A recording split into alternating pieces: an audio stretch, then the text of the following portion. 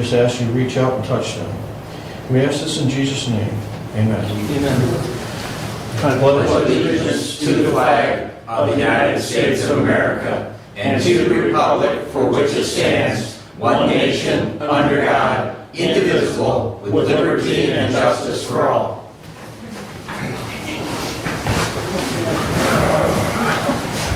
Thank you. Here we go. And we'll have our first call out to the public. Our rule is as follows. Member of the public may address the board after receiving recognition from the chairperson and giving his or her name. Public comment shall be limited to a period set aside at each meeting for such purpose, and each speaker shall have the floor for no longer than 5 minutes unless the board grants an extension. Board of Commissioner Rules of Procedures and Bylaws 5.13-3. We also ask you to be respectful. Anyone wish to address the board at this time? Rob? Bob, you'll be next.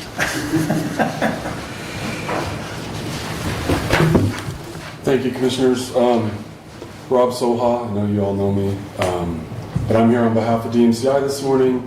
We are actively engaged to apply for the BEAT program, which was a federally funded program in 2021 that they finally got the application process going here.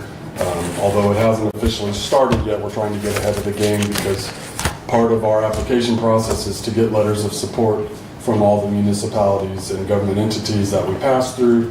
The county is obviously one of those. We're actively looking to get funding for 250 miles of fiber in mostly Hillsdale, a little bit of Calhoun, a little bit of Branch County. The 150 miles of fiber that we've already put in the ground past 2,250 homes. So we don't know the exact numbers of what we're going to do because we still don't have the exact plans from the application process. We're just getting ahead of the game asking for your support. And so in that I had sent Abe and Brent a copy of a letter of support that you guys can use and amend, or you can make one on your own. But what we would ask is that you make an official resolution and have Commissioner Wiley sign it and then email it back to us when you do. And if we have to wait till the 24th, that's fine. There's no urgency on this, except that we just want to get ahead of the game and make sure we have all our ducks in a row so we're not playing catch up.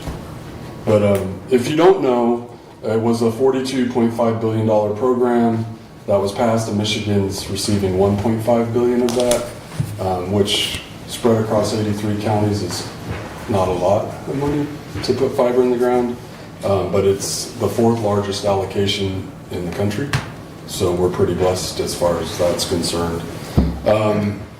And did you have any questions for me? Not at this time, Rob.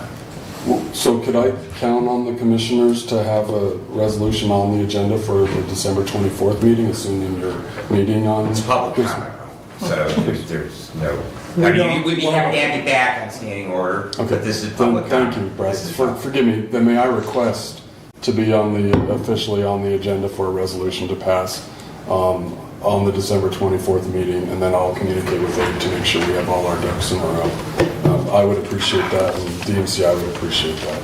We can do that. Thank you. Aren't you meeting on the 23rd? Yeah. Yes, the meeting is on the 23rd. Fair enough. I'll be here on the 23rd. Thank you. Thank you. Bob? You know what? Enjoy that, don't you? I do. One is just looking at what I had to look at the last meeting. I hope that whoever is downstairs has the video thing working. I mean, I understand that supposedly there's a glitch. The last time I was here, the beginning is this is being done, being talked. Their first public speaking was pretty much erased off. And so I was curious about getting that. Dave was giving me an explanation, and so hopefully who's ever downstairs is going to push the manual button to make sure it's being recorded. Hopefully it's being done. Not a big deal. We do have a recording anyway of the last one. Somehow we got it. But other than that, in a lot of things that are happening You know, we went to several different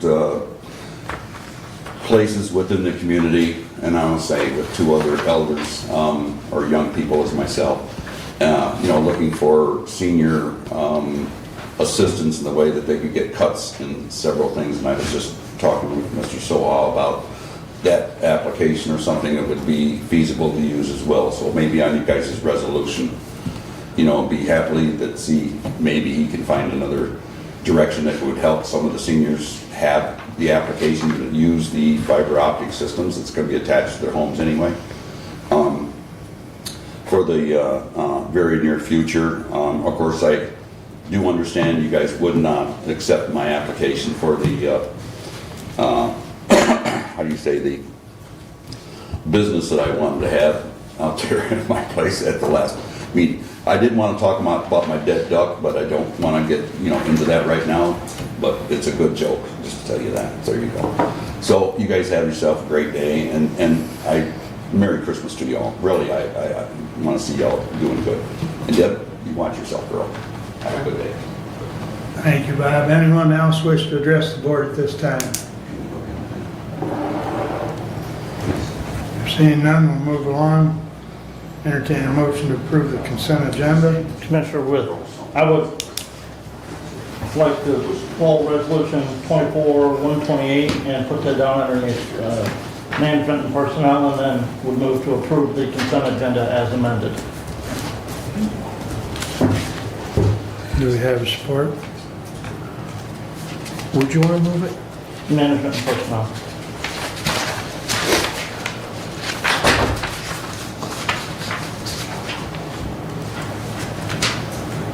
I'll support it.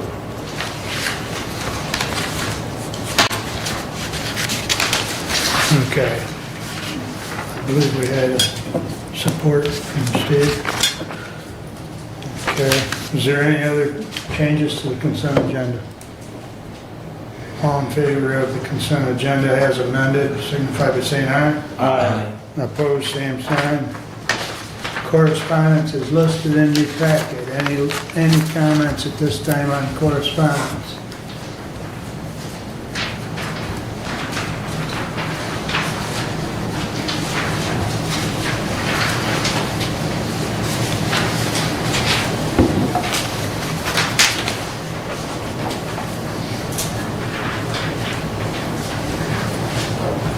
Okay. Hearing none, I'd entertain a motion to approve the regular agenda. Move to approve. I'll support that, Mr. Chair. And just a housekeeping, I believe Chris is not going to be with us today. Correct. So if that motion is friendly with that, we would just remove the outstanding order for Chris. And that will be moved to our first meeting in, January. our first regular meeting. So, I'm Okay. friendly with that, yes.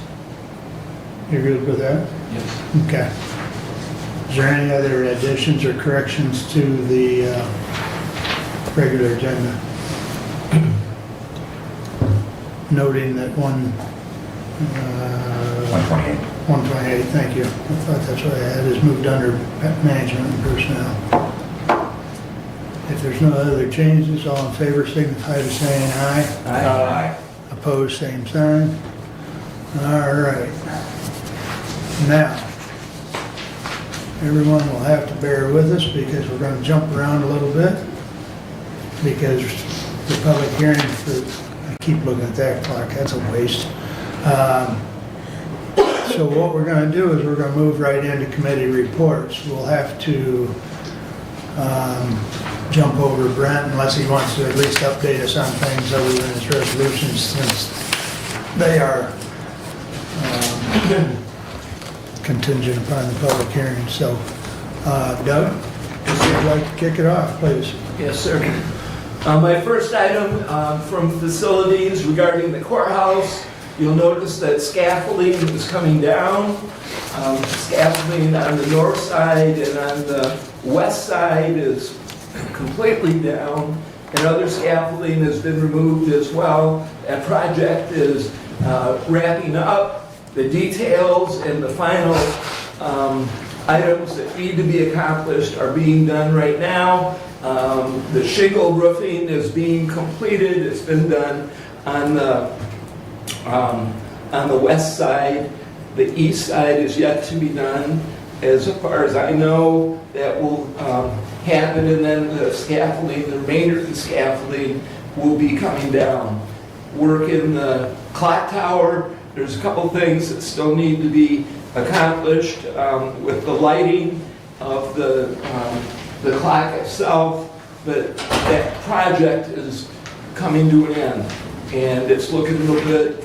If there are any items that commissioners or the public sees that we need to address, please do let me know. But that project is coming to a conclusion, and we're very happy about that. My next item is from the Road Commission in the manager's report. They are working on new brine contracts for 2025. Grading continues on the gravels in preparation for winter, and they will continue grading until the roads are frozen and hard from the change in temperature that's coming our way. The signs and posts that will be installed at Hog Creek Road are coming and will be installed soon. In 2025, the federal project will include roads, Concord Road, Herring Road, Jonesville Road, with a 2-inch overlay on portions initially. The goal over the next few years is to complete those roads with a 2-inch overlay. The Road Commission did discuss their base pay, and they will send or have sent to the Personnel Committee their recommendation of increasing their base pay. Have you seen that? I have not seen it. So I will confirm that Thursday. Yeah, I They haven't did seen it. discuss it, and they did approve that change. Okay. And I was asked at our last meeting regarding the salt prices, the winter salt prices for 2025. The salt is $80 a ton. The salt and sand mix is $67 a ton. That's the municipal rate.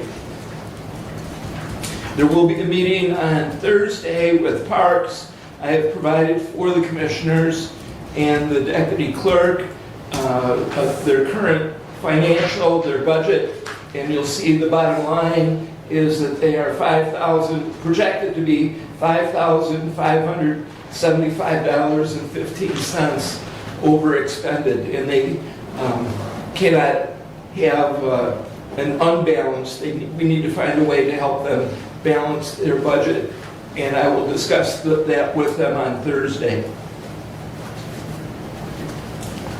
I did attend new commissioner school last Monday.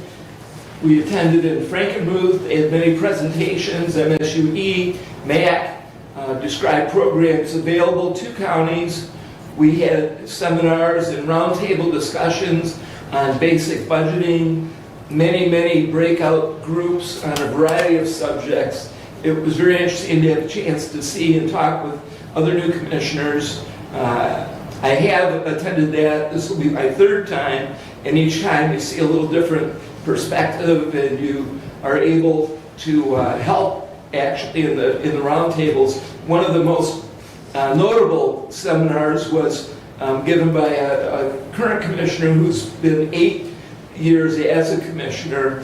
His roundtable had about 15 people in attendance, and he had a stack of papers about 6 or 8 inches tall. And his first question was, how many new commissioners thought that your meetings are twice a month and be done? And about half the hands went up. And he showed his calendar of the meetings. The next piece of paper he brought was the meetings of his committees, which showed a pretty full calendar. And then he talked about the other meetings that are not committee meetings. And by the time he described all the meetings required for commissioners, the new commissioners had a little different idea of what the expectations and requirements are as a commissioner. That was pretty interesting to see. And our new Hillsdale County Commissioner-elect, Kevin Collins, also attended. So we both were there, and hopefully can bring back some of the reminders that are good for us to consider. One item that they did talk about was a change in the Open Meetings Act that's new as of July, a decision by the Michigan Supreme Court regarding committee meetings. Mr. Stoker actually spoke, and he will be sending a summary with their opinion to counties. And regarding the Open Meetings Act and our committees, it could be that we need to post committees. It could be we need to have a written summary of those meetings. That's yet to be determined, but he spent a lot of time talking about that on Monday. My next item is materials management. I've spoken with Jonesville, Hillsdale, and Jefferson Townships regarding representation on the Hillsdale County M&P Planning Committee. I've also spoken with Jeff Gray yesterday, the city manager at Jonesville. I will attend their council meeting next Wednesday night and answer questions that they may have. And we can look forward to applications coming from Jonesville, Hillsdale, and Jefferson Township. So that committee is moving along. If you recall, on the consent agenda today, we had 3 appointments as well. So that committee is beginning to form, and we'll hopefully after the first of the year have our first meeting, kind of an orientation meeting, game plan, and see where we're headed and how we're going to do it. I attended City Council on Monday night. Josh Palladino was reaffirmed as Mayor Pro Tem. A lot of discussion on Camp Hope and the tenting that they have for the homeless folks. The city of Hillsdale is allowing an extension for removing that tent until spring. The tent itself does not meet building code, and they need to actually remove that tent. However, during the course of the winter, the city is providing forgiveness so that tent can remain during the cold weather. And that completes my update at this time. If you have any questions, please do ask.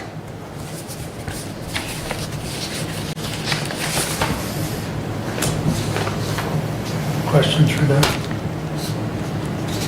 You mentioned the Open Meetings Act. Did they talk about, was there any discussion at all on lame duck as far as they, my understanding is there's still a bill floating around that may surface as far as virtual.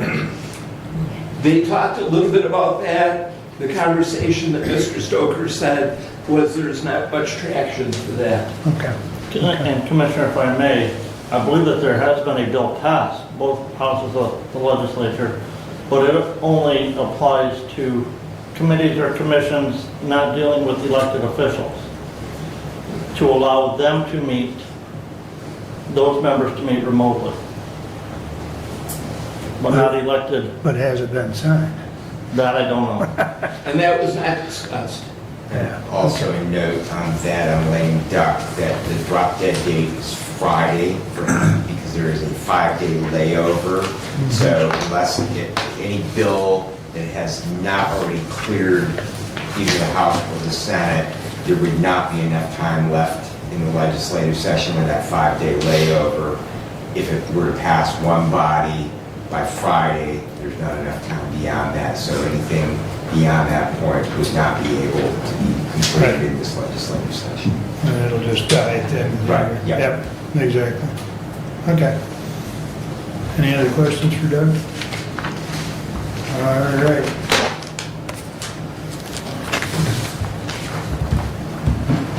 Commissioner, Brent? I will say we do have a representative here from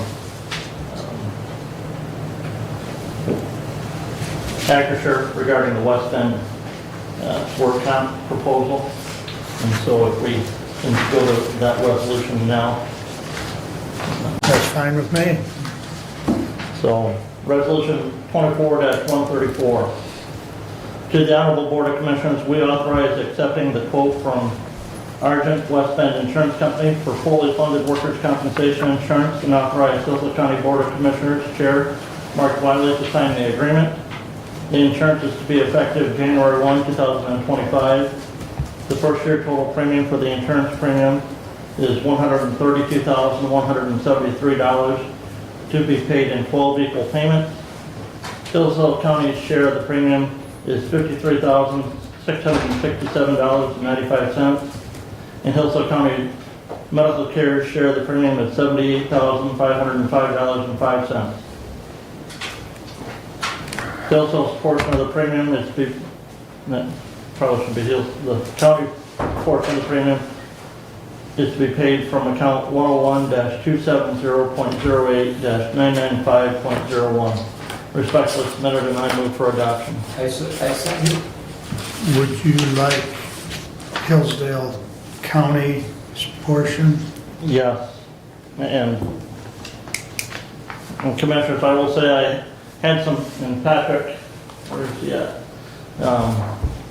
I've had some email exchanges with Patrick. I sent him one, a reply yesterday to one he sent me. I don't know if you got that or not. County's portion. I'm not sure if I got that one. I did get your emails. We were responding yesterday. I have some concerns as far as the rating classifications that were used specifically on one class code. And it's dealing with the work at the Drain Commission. And I've asked Patrick to change it, and he says he won't, but I think he's wrong. I understand your position. Come on up to the podium, Pat, if you would, please. Hang on a minute, I think my leg went to sleep. There's a reason to get up. There you go, thanks. Thank you. Workers' compensation and insurance is a funny thing. I would never say, when I say something can't be done, sometimes it's, insurance, you can muscle a lot of things through. In this case, the question was, I believe you saw a code that didn't fit what the department was doing that we selected from. Our rules, and mine as an insurance agent working with West Bend, is to work within the governing class of 9410, which is for a county, a municipal county. And there are about 15 codes I can pick to place departments in. It's not always a perfect fit, and sometimes we have to just pick one that's kind of close and we go with it. And chances are at audit, it'll be looked at again, it might be tweaked, but we're good for this year. And we don't drift out into, there are probably hundreds and hundreds of other codes you can pick. If we do that, it kind of opens Pandora's box and makes it an issue where you can be charged different rates. In this case, anything that looks like a contractor code is going to be difficult, could possibly be expensive. Other than the 6306 is one of the subcodes underneath that. And that's where I have a problem with this quote, and I think when we get the audit done, the auditor is going to change the classification on those employees and put them in a higher rated risk class.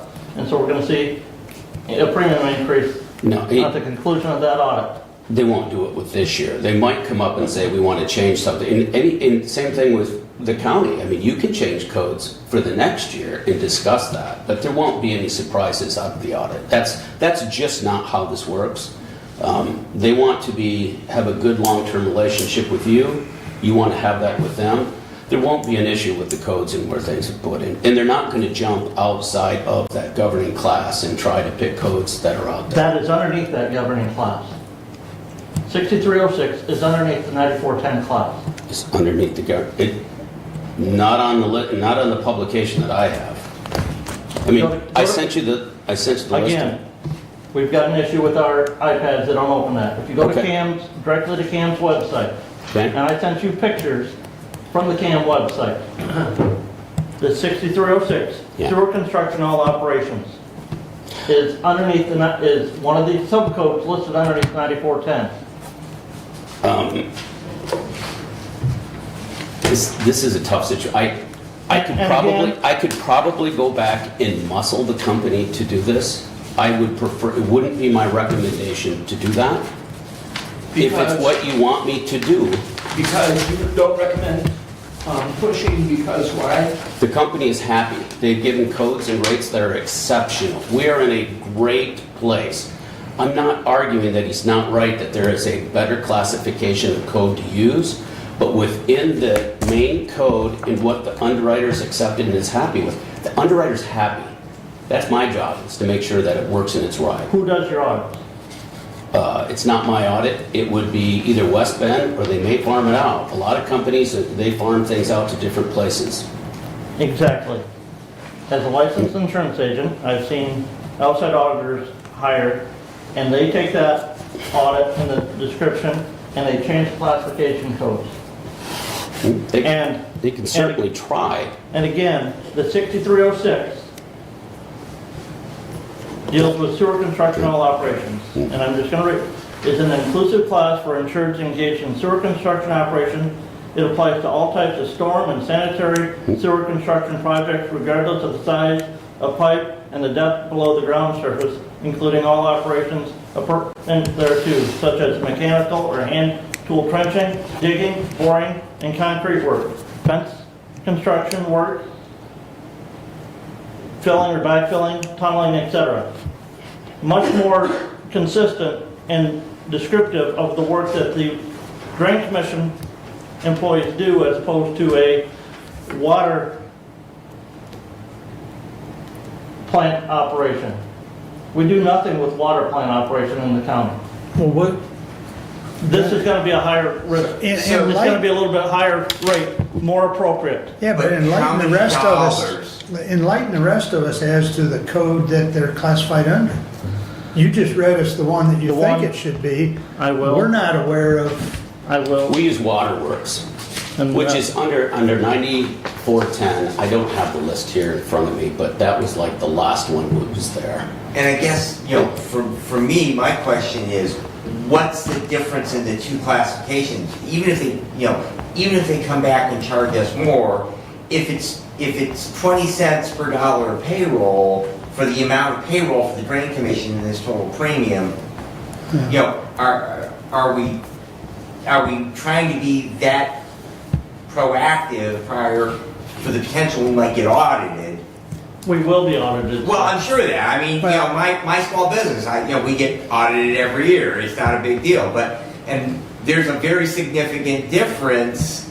I own a retail store, so and so because of the type of work that I'm classified under in my business, that my premium is significantly higher than somebody who works on my retail floor. But when you look at total dollars, even though the rate is a lot higher, how much does it really impact the premium? I guess Well, is my question. Commissioner, I would say that this class is currently rated at, I believe, $2 per 100 payroll. I will have that here. I can tell you what that is. Yeah. But I'm not going to know what the code is that you had. Unfortunately, with that coming to me yesterday, there's no time to work through that. But I did get to talk to the underwriter, and he was quite adamant that he'd like to keep it just straight as it is, It's and not $1.12. deviate. My guess is the cost per pair, and so here's the description from the CAM. CAM is the work comp placement facility in the state of Michigan that describes, so the 7510. Waterworks operations. Code 7520 applies to the operations of water plants, whether they are operated by a municipal board or commission or private company. Sources of water for the plant include but not limited to rivers, streams, deep water wells, underground springs, dams, reservoirs. The water is pumped and piped to the filtration plant where it is filtered through sand beds. The water is then treated with chlorine and other purifying chemicals. Sometimes sodium fluoride is added. The water is then pumped to large elevated standpipes for distribution throughout the system. 7520 includes maintenance and repair of the plant equipment, water mains, water meters, and fire plugs. It also includes water meter installation when done by the employees of the plant operator, and includes meter readings whether employed by the plant operator or by separate concerns.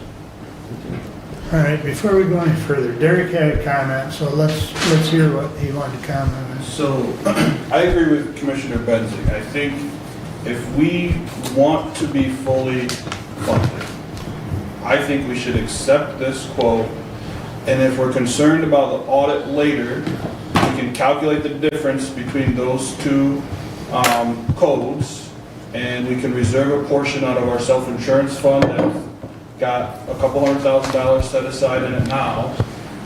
And then if an audit shows that they want to reclass those, which according to Patrick, who I trust, I don't think that will happen in the first year, then we'll have some money set aside.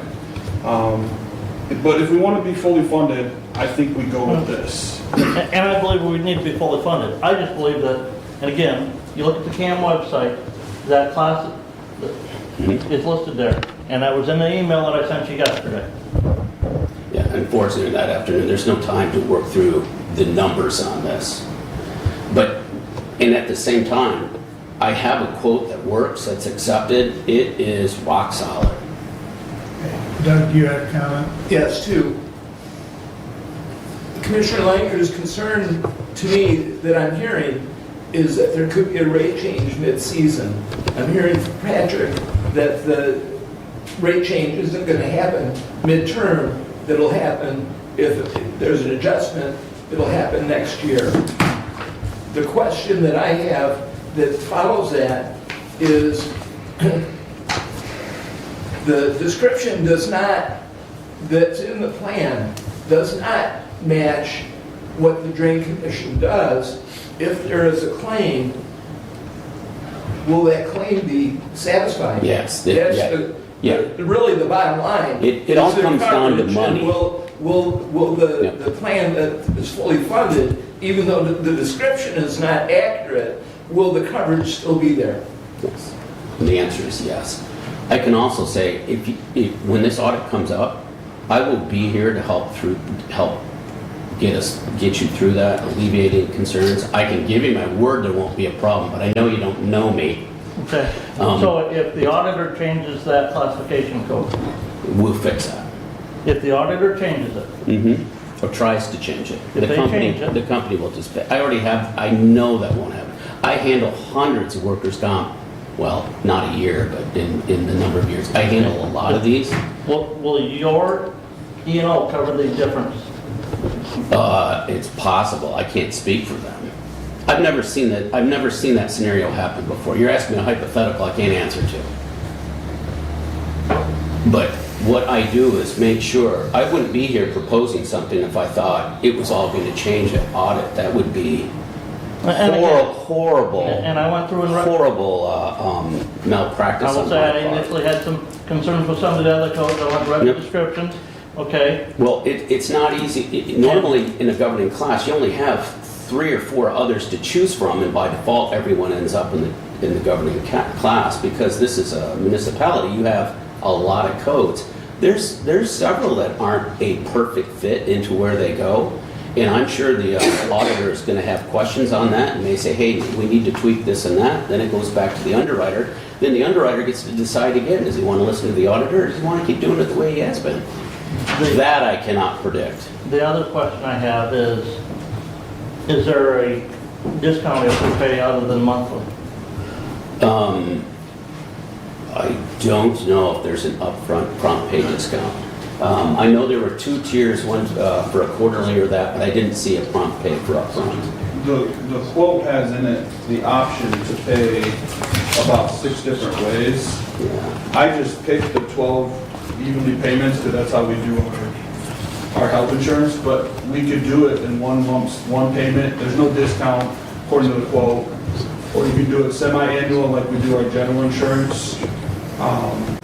Like I say, I just picked the 12-month, but there's no real reason. Might help with cash flow maybe, I don't know. I mean, I'm just, I think I had sent you that in an email that if we don't have to send a check, don't have to worry about making that monthly payment, just one less. I'm comfortable with Stephanie. I think if we wanted to go to pay it And I guess once a year, that's fine with me. my question though is we really should find out what the medical care facility, because they're paying a larger portion of that premium than we are. So we want to make sure, we wouldn't have from a cash flow position. Big picture in a $15 million general fund budget, it's not a huge amount of dollars, our portion of the premium, to pay it all at once or pay it in 2 payments. But I would ask before we make a decision on how we're going to pay that bill, we ask the medical care facility finance office how they want to pay the bill. bill, since they're paying a larger portion of the premium. I think what we've been doing with Broadspire is twice a year, Yeah. so they've been paying a large chunk. Semi-annually. Yeah. So, and the resolution Yeah. says monthly. I would, if you, I mean, it's obviously your guys' call, but change it to semi-annually, and then I'll also touch base with medical care before we finalize anything, and if we have to come back and amend the resolution the next meeting, we can do that. It's up to you guys. I'll make that amendment to the resolution that we pay the premium semi-annually. Now, second.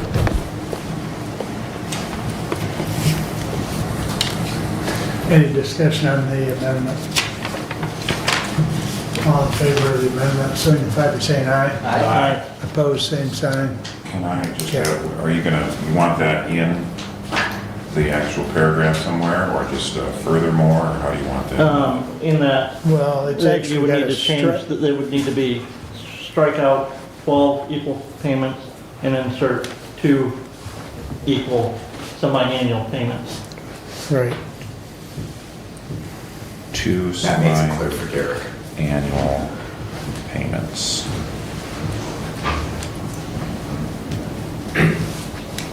When I say Derek, I mean Naomi. So Brad made the motion, Doug seconded that. Yeah. And Caitlin's gonna love you all. Caitlin's not here. Oh. We're in trouble then. Might be. Okay, So I have a comment. please. I'm kind of going along with what Doug says about, is our payout going to be the same? Because the job description for the drain commissioner is entirely different than what the water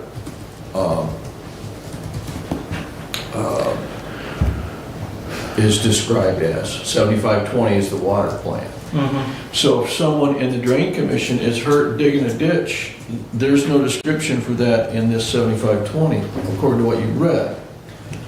In any insurance company, it's all about money. It's all about money.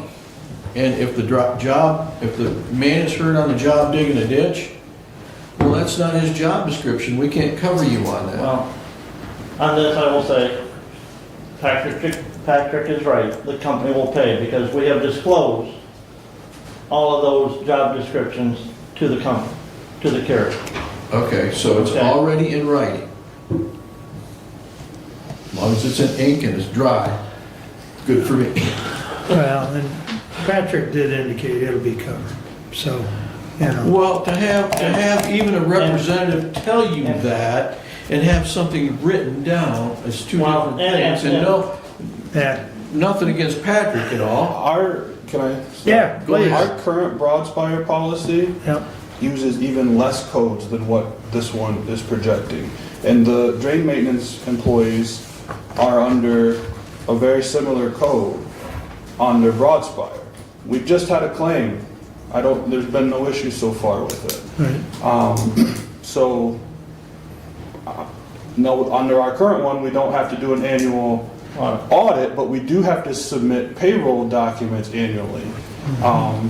So, well, for whatever that's worth. Okay, thanks, Derek. And a point of, just a reminder, approving this, we're looking at switching to a fully funded plan for 2025. We still have outstanding claims with Broadspire. The Broadspire will continue to administer those claims through the life of those claims until those claims are closed. We will have to bring back a resolution to continue a service contract with Broadspire to continue to administer those claims for the foreseeable future. One of those claims will probably last at least 10 years, if not longer. So you plan on having that resolution before the end of the year? Yes. Okay, thank you, Derek. Okay. Is there any further discussion? Can I read it how I have it? Please. Motion to amend the resolution, Uh, maybe I should say resolution 24-134. Yes. Point of order, the amendment has already passed, I thought. Yes. So just read back the resolution. So we just have the Okay. resolution as amended. All right, but this is my first time reading it the way I had it. Okay. From what you discussed. So motion to amend the resolution by striking 12 equal payments and inserting 2 semi-annual payments. Okay, That's all right. that's agreeable. Now as amended, okay. Yeah, so the amendment was a voice vote, but we will vote on the, we will do a roll call on 24-134 as amended.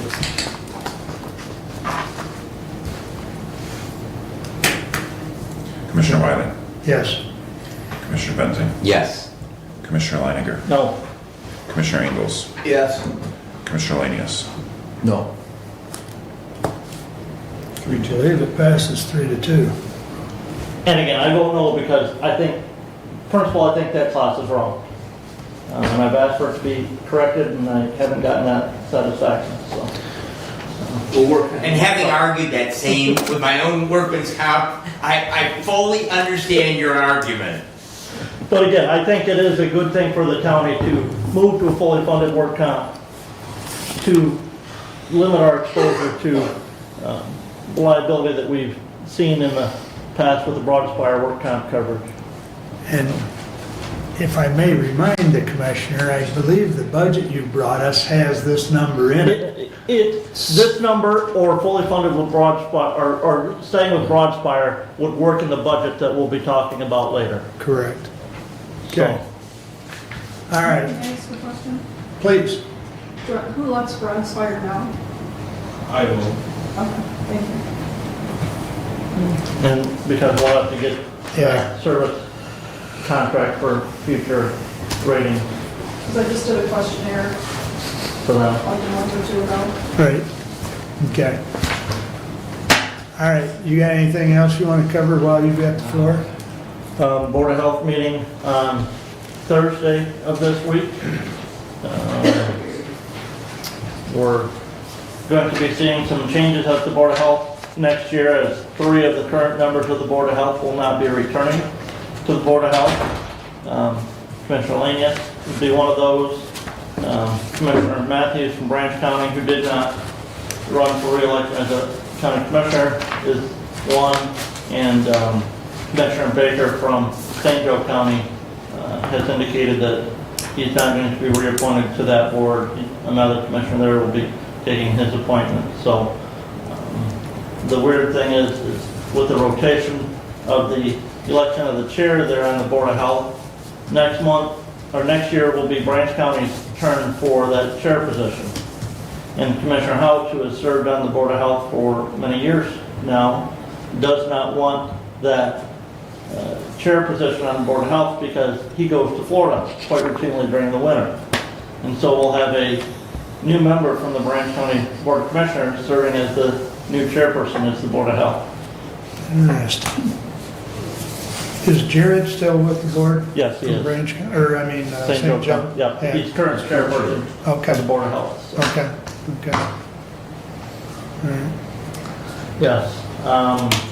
No well-wise meeting this month. And township and village meetings are just starting for the month, so. That's all I have until after the public hearing. Okay, Mr. Chairman. please. Thank you. Do we need to do anything as far as the person who oversees work comp for the county as the register of deeds has not done, and with this change, will we still need that person? Is it something, have we had a conversation? We have had that conversation. Okay. Eric left, he'll be back. Part of that conversation is who will be, so, anytime there's a work comp plan, there's a form that must be filled out, a state required form that must be filled out, submitted to the carrier. The question is going to be, going forward, who's going to make sure that that form gets filled out and submitted to the carrier? Whether that be somebody in the finance department or a member of this body. And that's not been resolved yet, so. Well, I know, what was it, last week Deb took care of it downstairs. we had an employee that needed to file, and Deb got the paperwork to him, and, you know, so, Well, see, it's the employer's responsibility to fill out the form, not the employee's. Now, we may require the employee to fill out an injury report, but as far as the that was what it was, is the incident report. As far as the form that gets filled out to file with the carrier, that is a state of Michigan form, easily found on any web browser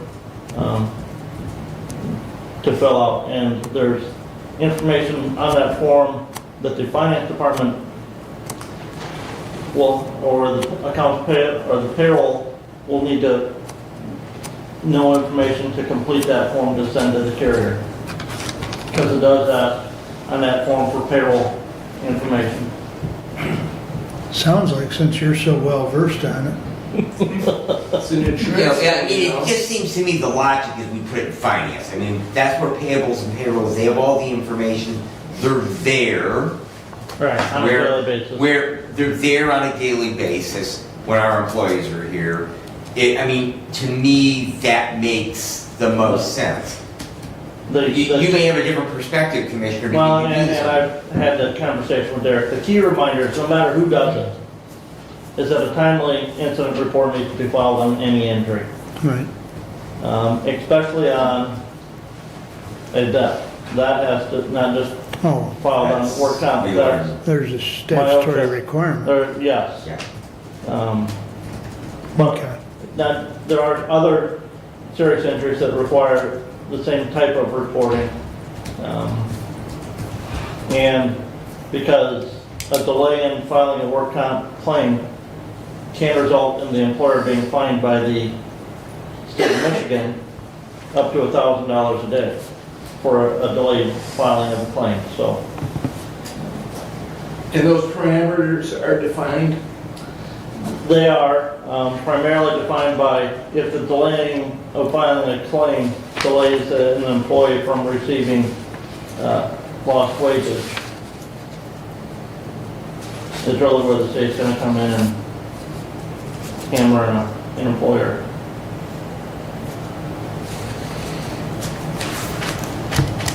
Okay, well, sounds like there's, And one of the things, one of the conversations that Mr. Brinkman and I have had is a question as to whether the ADP system can be built with a employee report of injury form that the employees would use, you know, that type of program that we're going to be going with for payroll and other things to report that injury, so that would then flow to the appropriate person to complete the state form that's required.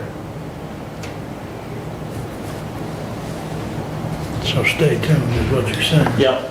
Okay, all right, we will. I mean, it's something that I know personnel has talked about that we need to address since Bambi will be retiring, so. All right. We have about 10 minutes, Steve. Well, I can work within that. I don't You're have I don't have a whole lot. I had a Board of Health on December 2nd. We moved a budget amendment to the full board, which would be, as Commissioner Rogers said, December 12th. We also moved a wage scale change to the full board on Thursday also. And then later on in the day, I had Ohio, Michigan, Indiana Council of Government for the OMI Water Council. We had no quorum again. I think that's the second time we have not had a quorum there this year.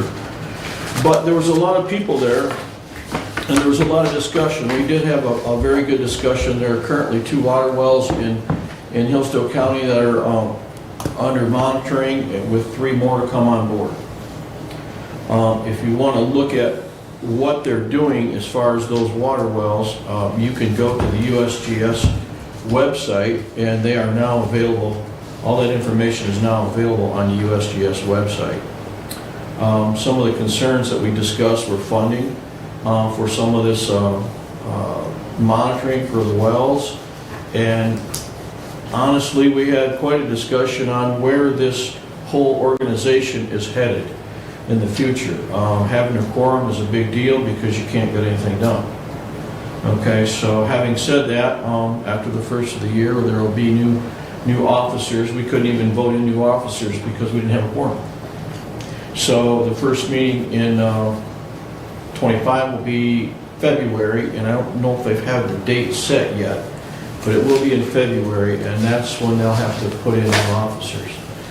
So it was quite an interesting discussion that we had, but like I said, we couldn't make any decisions on anything. I had township last night, and I will have Board of Health on Thursday. And then I think Friday, Christmas party, and so on and so forth. So, but this time of the year, I guess we have a lot of meetings canceled. At least I have in my agenda anyway. So that's all I've got for today that I Go can think ahead, of. Doug. The OMI, how many members are there in that committee?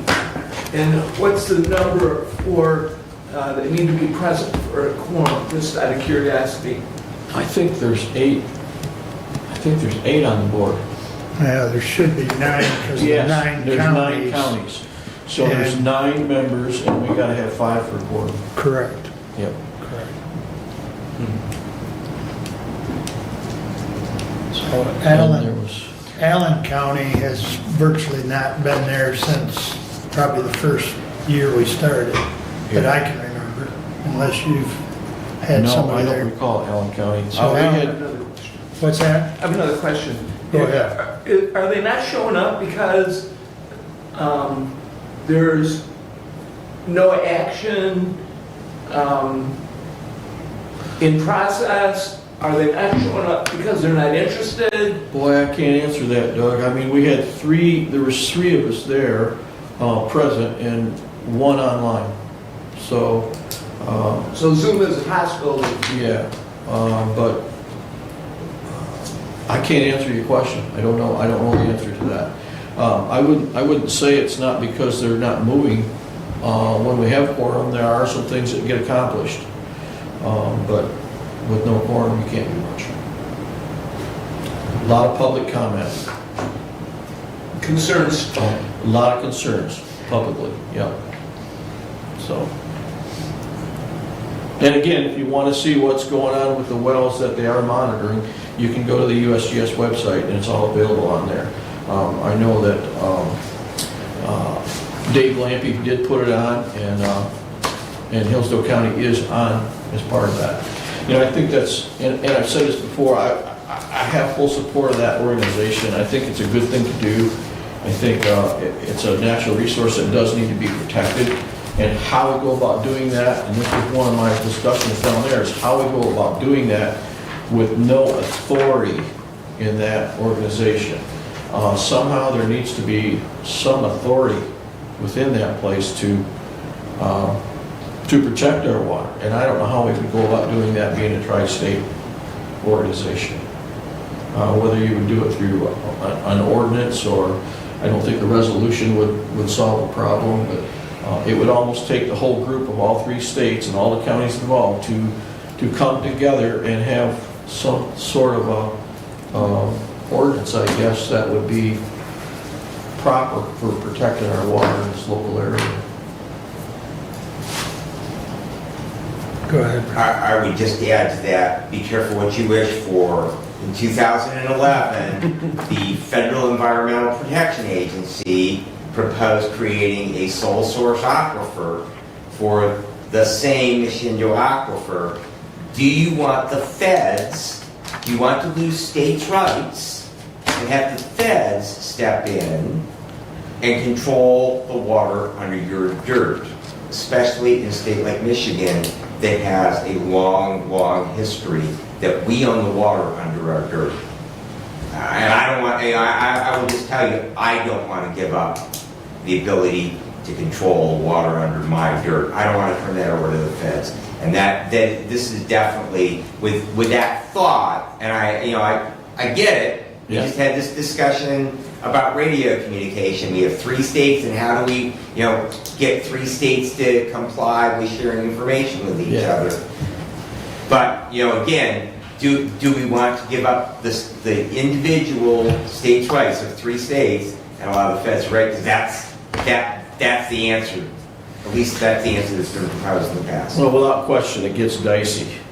But if you have local protection, are you more apt to have the feds come in, or less apt to have the feds come in if you are protecting it locally?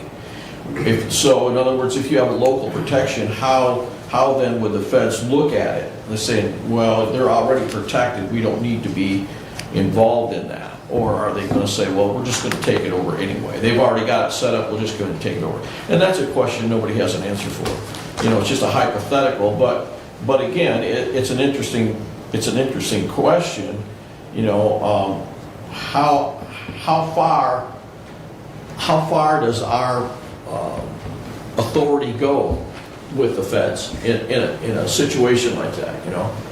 Well, interestingly, I'm just finishing, I'm like in the last 15 pages of a book about the governor of Colorado in 1942 standing up similarly and cooperating with feds in regard to the imprisonment of 120,000 United States citizens who happened to be of Japanese ancestry. But stripped away everything, including their constitutional rights, and interred them. And so it's interesting, and my answer is the feds don't care about the individual state rights regardless of what they have in place. Commissioner, if I may, it is 10 a.m. Thank you, Commissioner. I'm done. I would move that we open the public hearing for the 2025 general fund budget and special revenue, debt retirement, and capital project fund budget. A second? All in favor, signify by saying aye. Aye. Opposed, same sign. We are in the public hearing for the 2025 budget.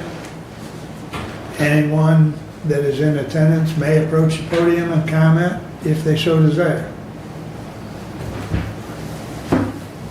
Any comments from the public? Any comments from the board?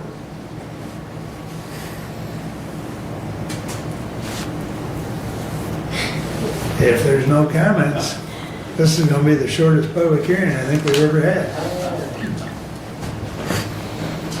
Any comments from the budget chair? It's not perfect.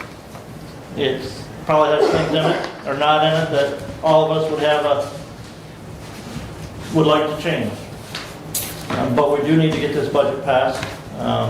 Specifically, we have a $60 million bond issuance that we're working towards with the county treasurer for the construction of the 800 megahertz emergency communication system that was approved by the voters this year. One of the things that the financial advisors need to provide us a bond rating is our 2025 general fund operating budget. And so they're looking at that bond rating, I believe, next week. Thursday. Okay. So we do need to get this approved so that we can provide that to them for that rating discussion.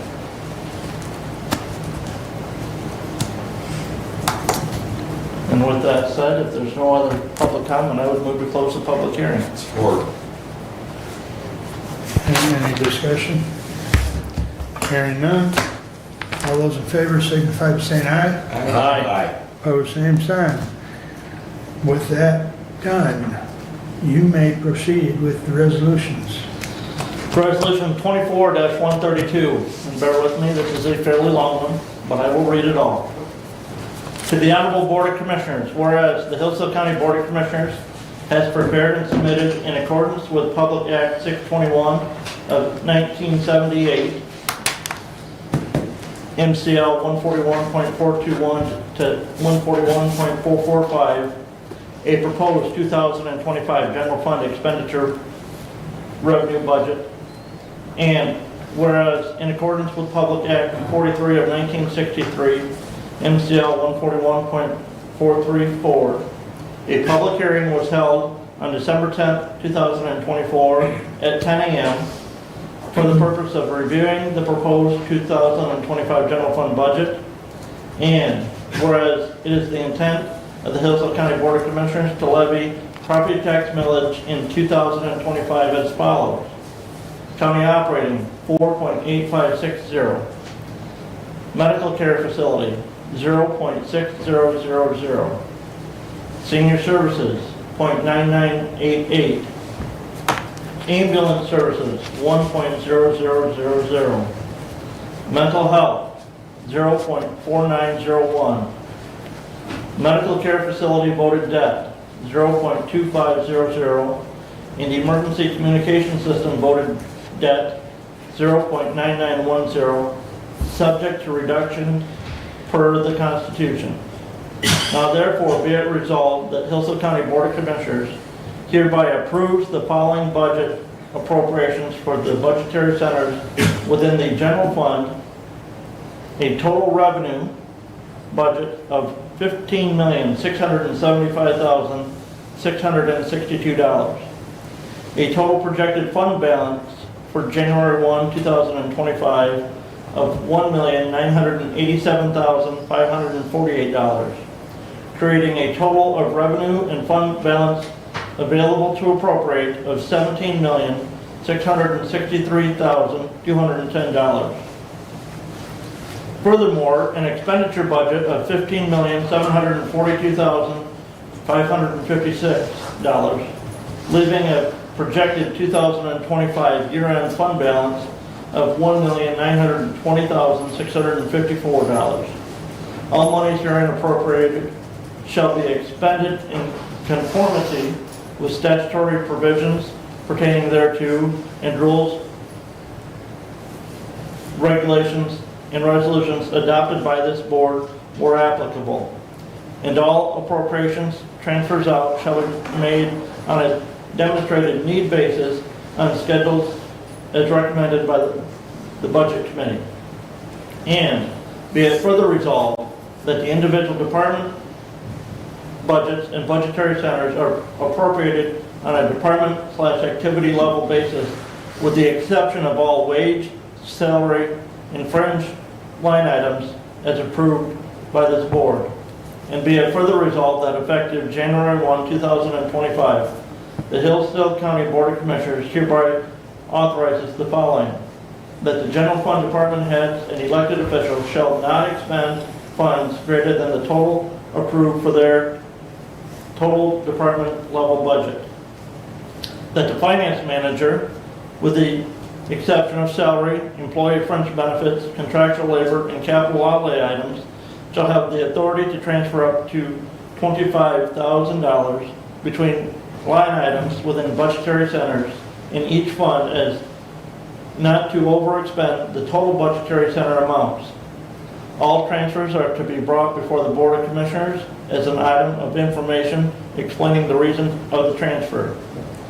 That the payment of all bills, that the payment of any bill or charge from any budgetary center line item that will create a department/activity level deficit is prohibited from being processed until such general fund department head submits a completed request to the finance manager and gains approval from the finance manager or county board of commissioners.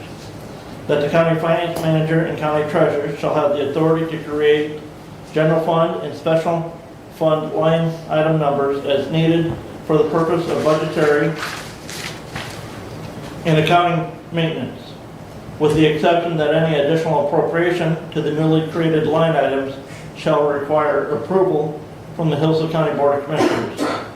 And that the Hillsdale County Finance Manager and County Treasurer shall have the authority to make appropriate transfers to balance the general fund and special fund budget line items for fiscal year 2025 prior to the completion of the 2025 fiscal year audit. Be resolved that this General Fund Appropriations Act is hereby approved on December 10, 2024. Respectfully submitted, Brent Leininger, Budget Chair, and I move for adoption. Support. Any questions, comments on Resolution 24-132?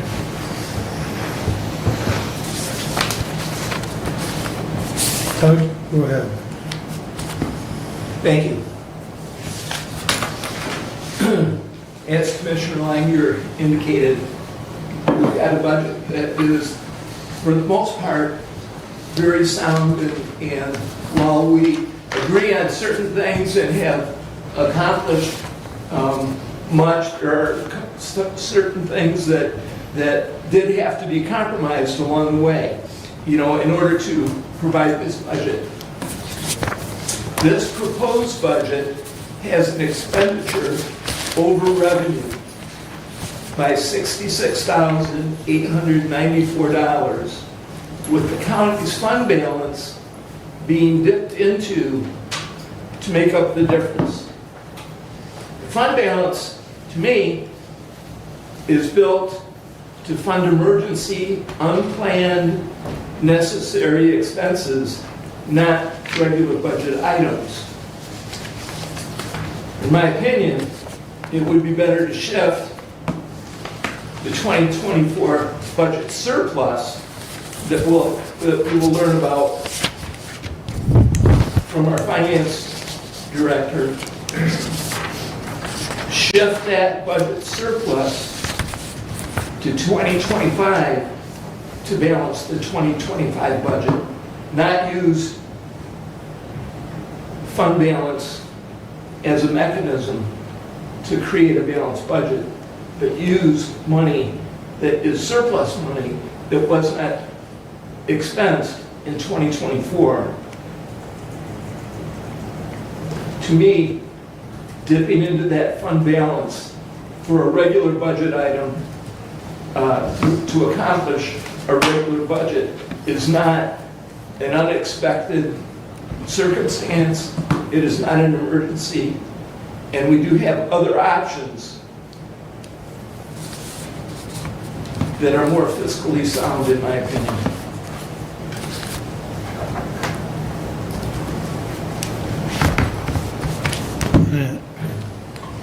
Any other comments? Brad? Thank you. I agree with Commissioner Ingalls in regards to supporting budgets with deficits in them, i.e. spending into fund balance. However, I would argue that the point made is really semantics, because where did we derive a fund balance from? They were budget surpluses that basically, that we rolled those dollars on over and put them into our savings account. In effect, if we are taking any surplus funds from the 2024 budget and using them to supplant the 2025, it is merely a matter of semantics, because those are going to roll into the fund balance if we don't expend them. And so therefore, we're really talking about the same thing, just utilizing different terms. If we truly want a balanced budget, the way to do that is perhaps to amend the budget so we have a balanced budget, and then as we go through the year, that we will probably have, right out of the gate, we're going to talk a little bit later on about the hiring process for an emergency management director. We are probably not going to be onboarding that person until the 1st of February. So if you look at the salary for that, we'll probably say $6,800 between salary and retirement expense and the other things that would go into that in that first month. So that's 10% of, so I think that a budget is a guide. It's not necessarily a spending plan. It's a guide, it's a roadmap. And so I guess knowing what I do about the county budget, I'm a little less reluctant. If we were talking hundreds of thousands of dollars, but when we're talking, maybe it's a little bit of poison, I don't know. But when we're talking this, I really think that we will very quickly, in the first month or two, we will see this small overspend quickly resolve itself. Certainly don't want to make it a practice that we base budgets on overspending and dipping into fund balance. But at the same time, it allows us to create a budget and then to live conservatively, live within our means for the oncoming budget year in 2025. And that's why we have fund balances. And so I think that probably we will find that it will work out at the end of the year. We actually will spend less than we budget. As was discussed at our last meeting, we highly anticipate there potentially some upside in some of the revenue line items in the general fund. We did budget for the medical, or for the recreational marijuana tax. We have budgeted for that the last 2 years, 3 years, and we've continued to see an increase in that recreational marijuana revenue tax. We don't know what that figure will be until February of next year. So there's potential for upside there. As you said, Commissioner Benzing, just that one position may not be filled until February. There may be other staffing positions that are not filled throughout the, for different months throughout the year that would see a decrease in that expenditure to offset what we're budgeted here. The projected fund balance at the end of 2025 still is a 12.2% fund balance of our 2025 expenditures. So it's still, a healthy fund balance. As many people would say, how much extra money does a government need? We're taking that money from the citizens of the county. Should we work to grow that to a 15 or 20% fund balance? Or should we work within our means? Well, and even the auditor has told us 10 to 15 for a county our size is where he wants to see us. So if we're at 12, we're right in that 10 to 15 range. Mm-hmm. So, fund balance is fine. And I would concur, it's not something we want to do on a regular basis, but in the same token, things are going to probably balance throughout the course of the year. But, it's worthy to note that we had to dip into it, but we can. But you want to follow up? Just one quick comment in response. At New Commissioner School, they talked about what is a reasonable fund balance. And in some regard, we've heard from auditors, the 10 to 15%.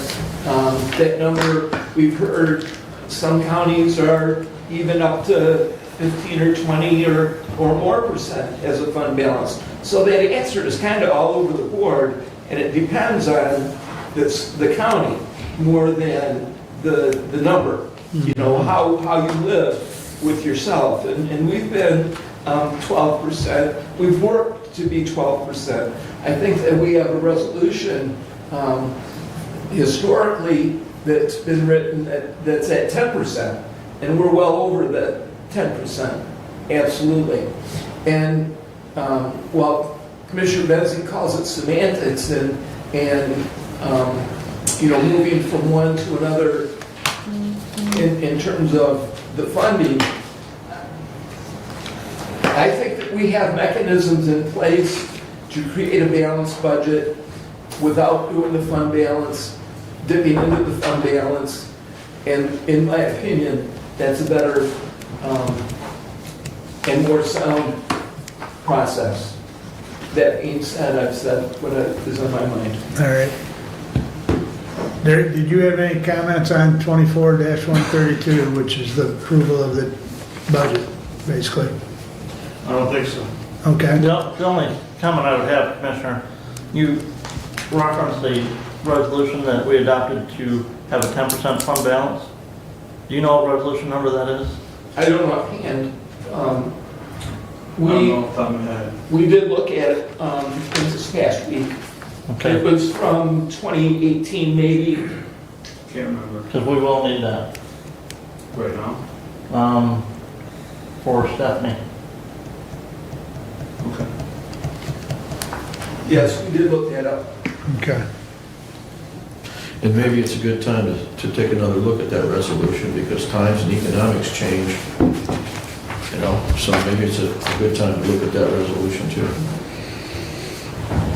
Yeah, I would just echo that, I've had that conversation with my local units, as we move through the budgetary process over the last month or so, that, what is an appropriate fund balance? And I would agree with Commissioner Wiley that at some point we have to say, we need to leave those dollars in the taxpayer pockets. We either roll back the county general operating millage by, a couple thousandths and take less money out. But I think that, there is enough. And that enough probably buys somewhere in that 10 to 15. We get to over 15, I know if I'm still sitting in one of these chairs, I'm going to be squawking that we need to not spend it. We need to, maybe roll back our operating millage and leave that money in the taxpayers' pockets because we've got an adequate safety net. And that's what it really is a safety net. Yeah. You go out through the year and you have emergencies come up, you've got some building expenses, things like that occur, and you need to have something to draw on. But, having said that, I don't think you need any more than 15% max. Right. And I think 10 to 12 would be a pretty good number, my opinion. All good discussion. Is there any further discussion on 132? I think it's 19063, but I have that resolution. Okay. All right, roll call on 132, please. Commissioner Benedict, Yes. Commissioner Leininger, Yes. Commissioner Ingles, No. Commissioner Lanius, Yes. Commissioner Wiley. Yes. Believe it passed 4-1.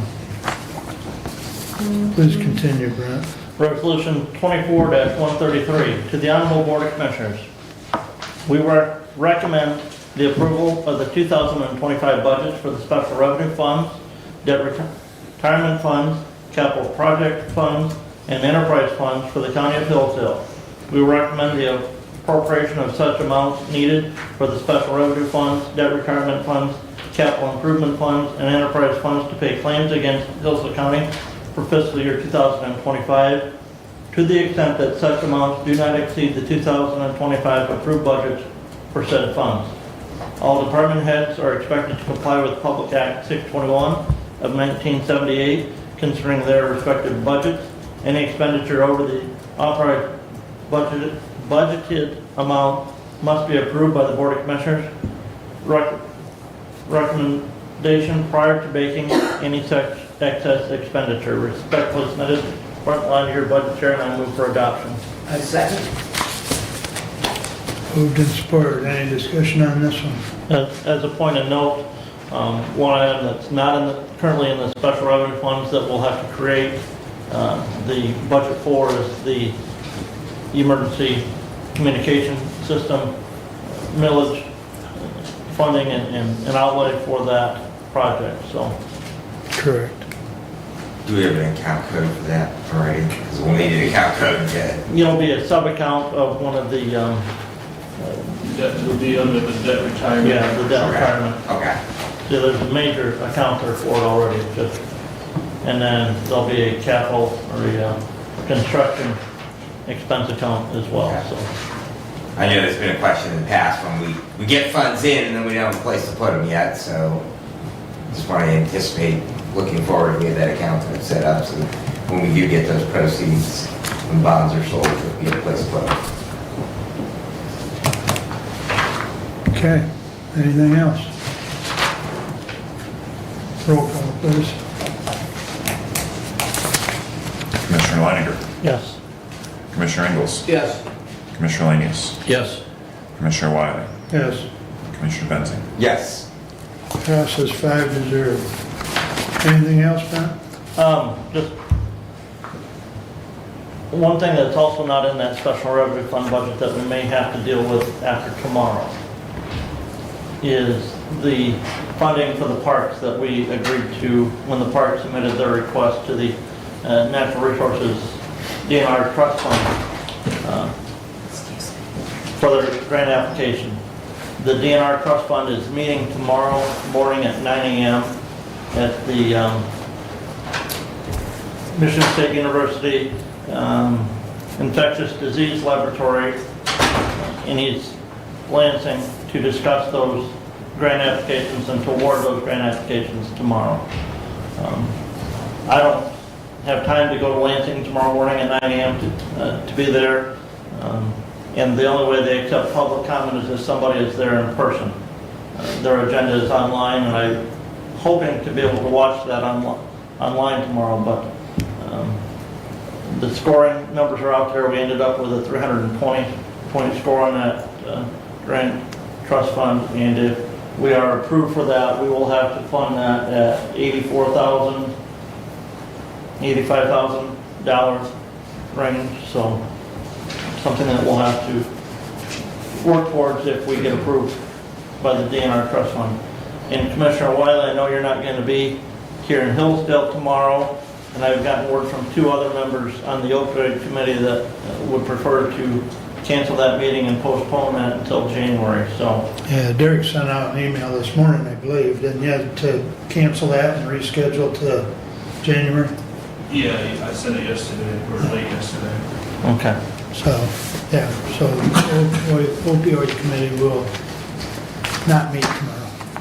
So, did you reach out to Mr. Caswell to see if he was attending? I didn't know. Can you? I can, yeah. Because maybe he's got time to run up there and comment in person. Because that would be helpful since he's been the one behind. How does our score compare this year to previous years? I think we're 15 points higher than we were last year, or 5 points 5 points of higher than we were last year. Because 15, we could probably get us pretty near to funding based on previous, but Yeah, 5 won't. Well, and if I added right, or counted right, I think we're in that 320 point, there's many others that had that same 320 point score, and we're 78th on the list, if memory serves me right. But the trust fund in the past doesn't go strictly based on score rating. They can decide to deviate and dip down into some of those lower ranked scores should they decide to. There is a comment card on their website. If you go out to the DNR grants and get to the Natural Resources Trust Board, there's a comment card. Feel free to submit a comment to them.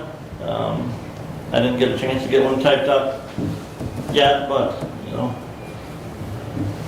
I fully think that we need to remind them that they gave us that property. We're trying to maintain it. A little help from them in maintaining it would be most appreciated.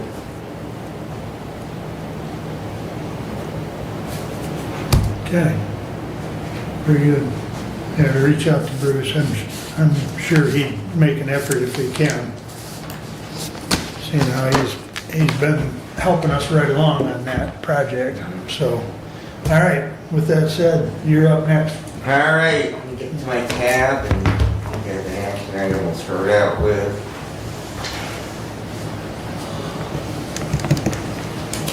Budget is in front of it, so it takes a bit to thumb through all those pages. All right, I will start out with my action item 24-131. To the Honorable Board of Commissioners, we, the Board of Commissioners, are in agreement with the authorization of a payroll deduction agreement between the Town of Hillsdale and the employees of the Hillsdale County Sheriff's Office.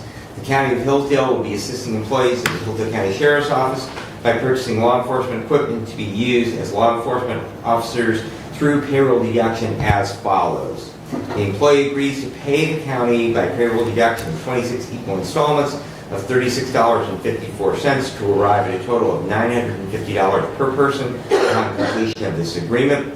Payments will commence with the first pay of January 25 and will be completed on the last pay of 2025. In the event that an employee has termination of employment prior to completing 26 payments, the employee agrees to forfeit without remuneration the equipment purchased or have the outstanding balance deducted from the employee's final paycheck and the county to satisfy the payments owed. Furthermore, this deduction is to offset $16,150 to be paid out of account number 701-000-230.001 to Archery Spot Guns and More, 3400 East Territorial Road, Camden, Michigan, 49232. The sheriff does outrank you, Captain, so I think that means that you are it. That is true. The history on this goes back quite a ways. When I first started, I actually had to purchase my own body armor. And that's when we started this program. And for several years, it was specific to a product. Again, the first time was body armor. Then one year we did rifles. One year we did handguns. Since changing at the sheriff's office, and it was usually previous years it was a male-dominated field. Obviously now that has changed. So one firearm doesn't work for everybody. So we don't go out and get quotes for a specific firearm anymore. What we started doing the last several years is getting store credit basically at different stores, and then the officers go up and order what they need, whether it be an off-duty gun, a primary duty weapon, a shotgun, a rifle. That's why we kind of transitioned to the store credit rather than just one specific item. And I think we've done it. I couldn't tell you how many years total. We took a little break there for a while, but then since then, we've done it at least the last 5 or 6 years. And the dollar amount from last year? Last year was $750. This year we've kind of upped it with, again, transitions in law enforcement. A lot of people are going to firearms with optics. So to get a firearm and an optic, you're looking at closer to the $950, $1,000 range to get everything that they would need. And in the past that we have done this, I know sometimes, I remember when you purchased a carbine, as you mentioned, body armor, now it's a collective group purchase. Correct. But in the recent years, my recent memory since I've been back to the Board of Commissioners, this has been with Central Michigan Police Supply and Lansing. We bounce around between CMP or Michigan Police Equipment. Yeah. They're the two primary. They kind of don't like each other, but they're the two big E players in Lansing. Right. I think it's the same family actually. Yeah, They broke apart. yeah, that's why there's some tension there Right. between the two, but they're close to the State Police Academy, and so that's historically been. And that's historically where we went. This year we went around the office, and a lot of them have problems getting up there. And actually, I still have store credit up there myself. I haven't made it up there to purchase anything, but so we tried to decide to go locally. We contacted a couple local dealers, and Archery Spot was willing to sell it there. With Glock, it's called Blue Line pricing. They have special pricing for police on Glocks. So we got a hold of local dealers. They don't offer that because as part of that program, you have to carry a certain amount of stock of the weapons to be able to have that pricing. Local stores just can't carry the stock that they need to get that pricing, but they didn't agree to sell it as close to the cost as they could to meet the law enforcement pricing. So that's why we decided to go local this year. Any questions? Doug? Per the purchasing policy that we have, are 3 quotes required?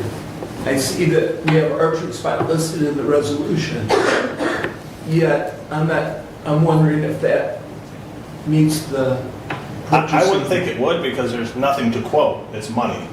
It's simply the county's fronting the money and the officer's repaying it. So we're not getting $16,000, I'm getting $950. yeah, the officers are each getting a certain amount, but it's store credit basically. So there's not, like no other store can quote store credit. I mean, if that makes sense.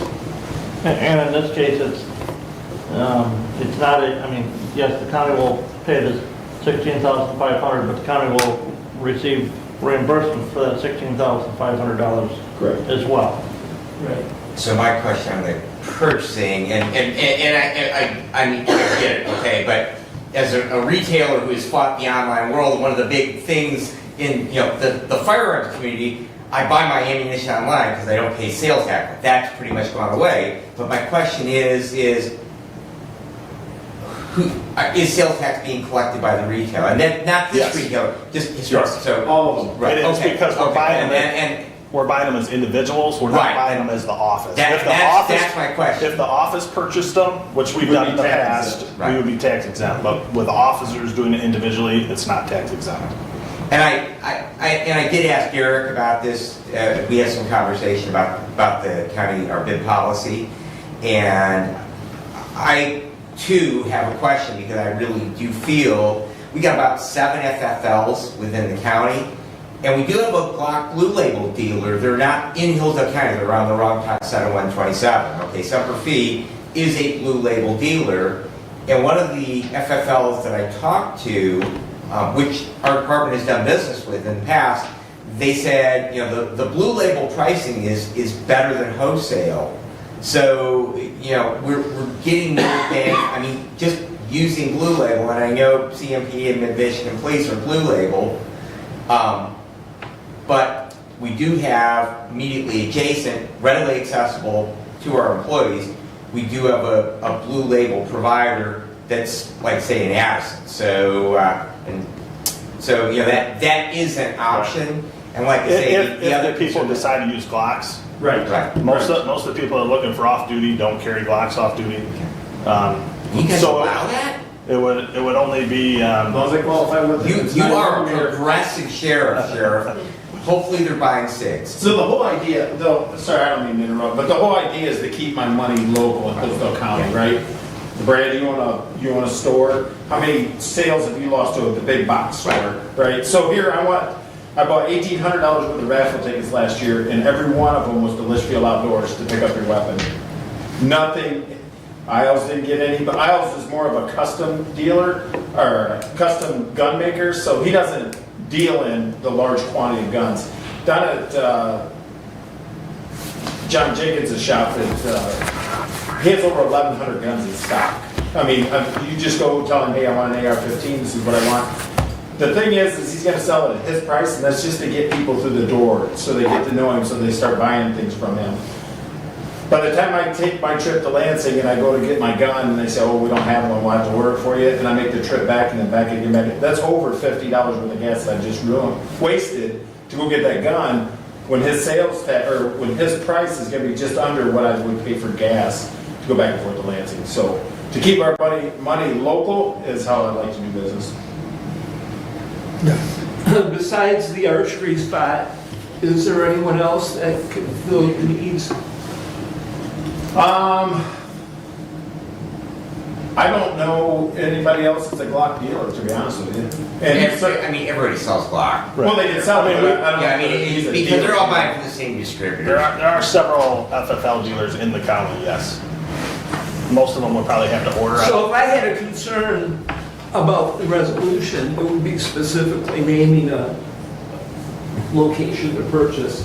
If we're doing a purchasing opportunity for the deputies, is it necessary that we have the vendor listed in the resolution?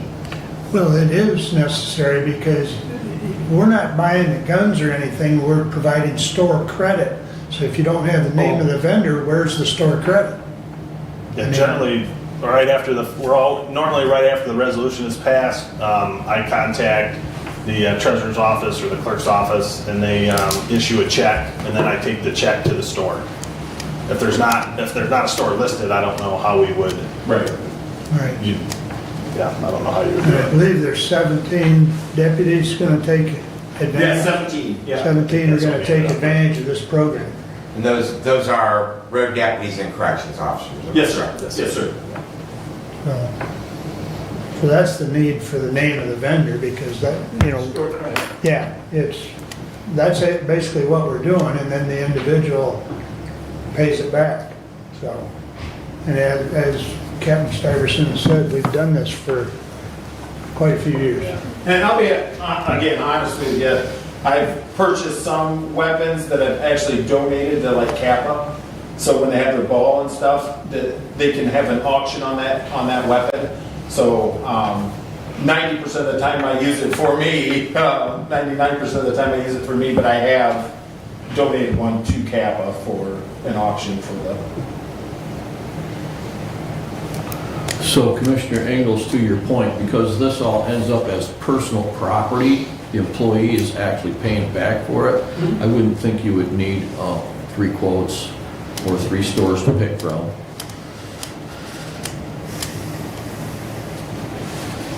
And I guess my follow-up to that is that, I don't like the appearance, as benign as it might be, we're picking winners and losers here. In other words, we're Right. taking, as a retailer, I mean, $16,000, would be a good chunk of money to me, as it would be to, any of our local businesses. Like I say, I just kind of get a rough count. We have at least 7, maybe 8 FFLs within the county. And I guess that, what I would ask, if we were going to pick one, and what I would be happy with, okay, it makes a little bit more work, is we were to pick 3, okay, and then next year we pick 3 different ones, all right? And maybe we don't have, 6 that are willing to do this, because it's going to take a little bit of work on the part of the retailer, okay? But I guess that, I would like, as a local business person, that, the opportunity to have gotten, and this isn't my business, but if there was $16,000 worth of washer and dryers agreement, I would like the opportunity at least to be able to get that. And if it wasn't this year, to at least know that next year I have the opportunity. So if we are going to, because it is a change, okay, we're going to a local vendor, and I appreciate that for, the guys and gals that, work for our sheriff's department, that we're making it much more convenient for them. I appreciate that we're keeping the business locally. I guess what I would ask is that since we've been doing this for a long time, if we are going to pick one retailer, all right, then next year we pick a different one. Amen.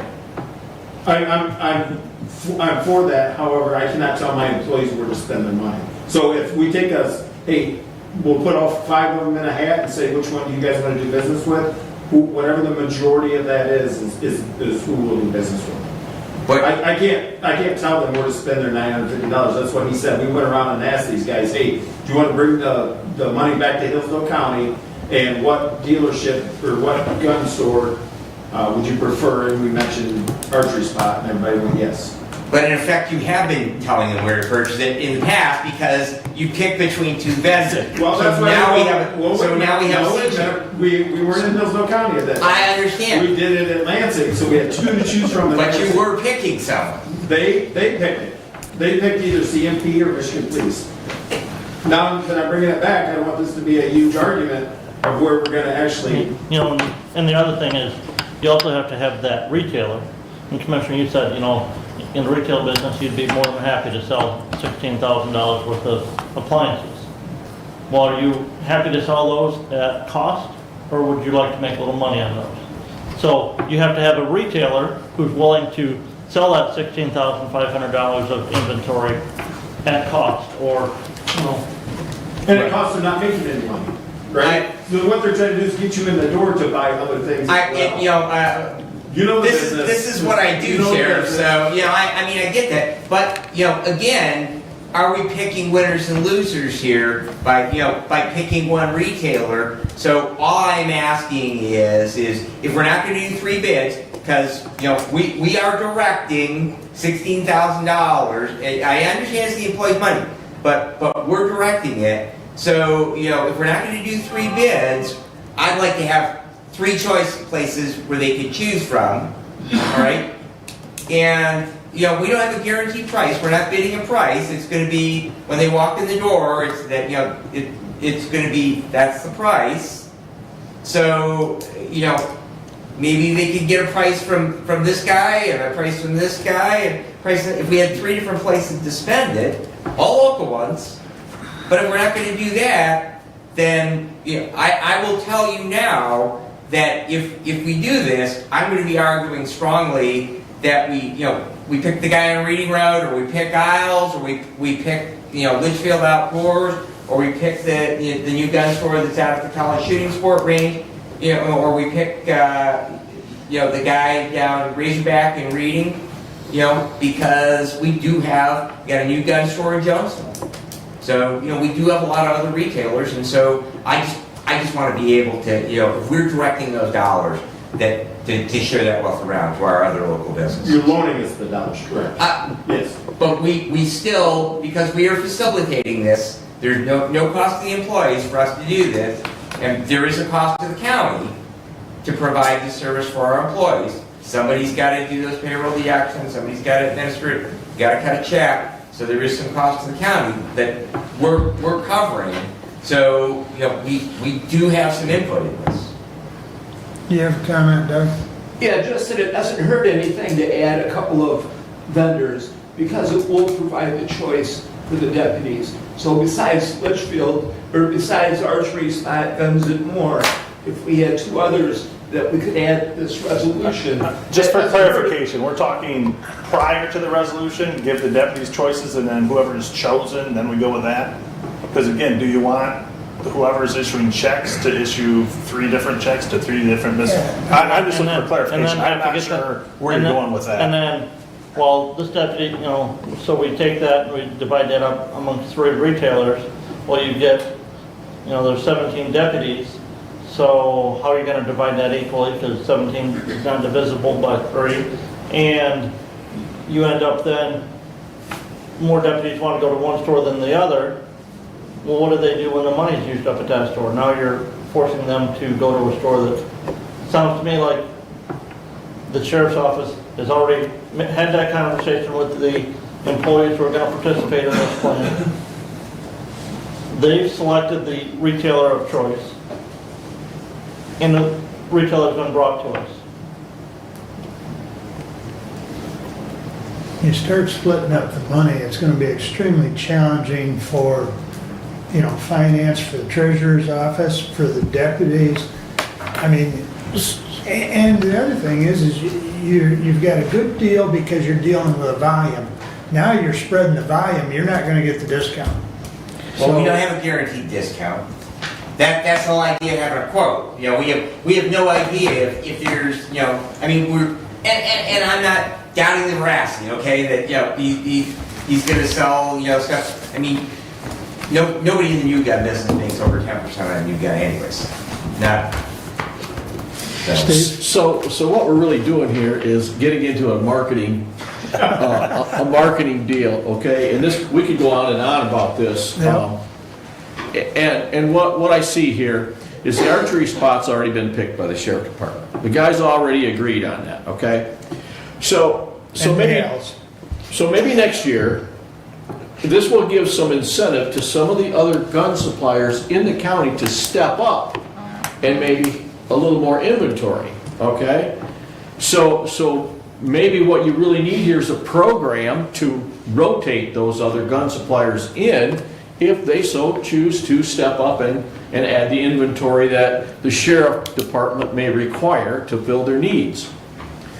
So I would say, in my opinion, and it's just my opinion, I would go with this year, and I would put the word out to all the other gun suppliers in the county, hey, this program's gonna be available every year, you wanna get involved, step up. Okay? And as far as the officers getting a deal on it, what that does in turn to the gun supplier is gives them more credit ability with their provider. Okay? So it's a win-win for everybody except the gun suppliers that aren't chosen to be in the program. I just want to make sure that they have an opportunity to get chosen. And again, that would come around annually, okay? So if they want to get involved in the program, step up, make themselves available, make their inventory available, and they can be part of that program. So I would say that, and I'm done. Any other comments? Roll call, please. Commissioner Ingles, No. Commissioner Lanius, Yes. Commissioner Wiley, Yes. Commissioner Benzing, Yes. Commissioner Lane. Yes. Passes 4-1.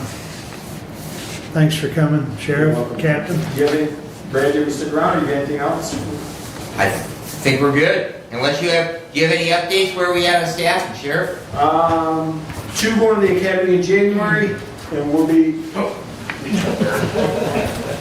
Come on down. so we have, No, look at that one over oh, there. that one. January, we have 2 going in. They'll be out in May. I figure around July and August, they'll be fully ready to go. They'll be through the 16 weeks of field training.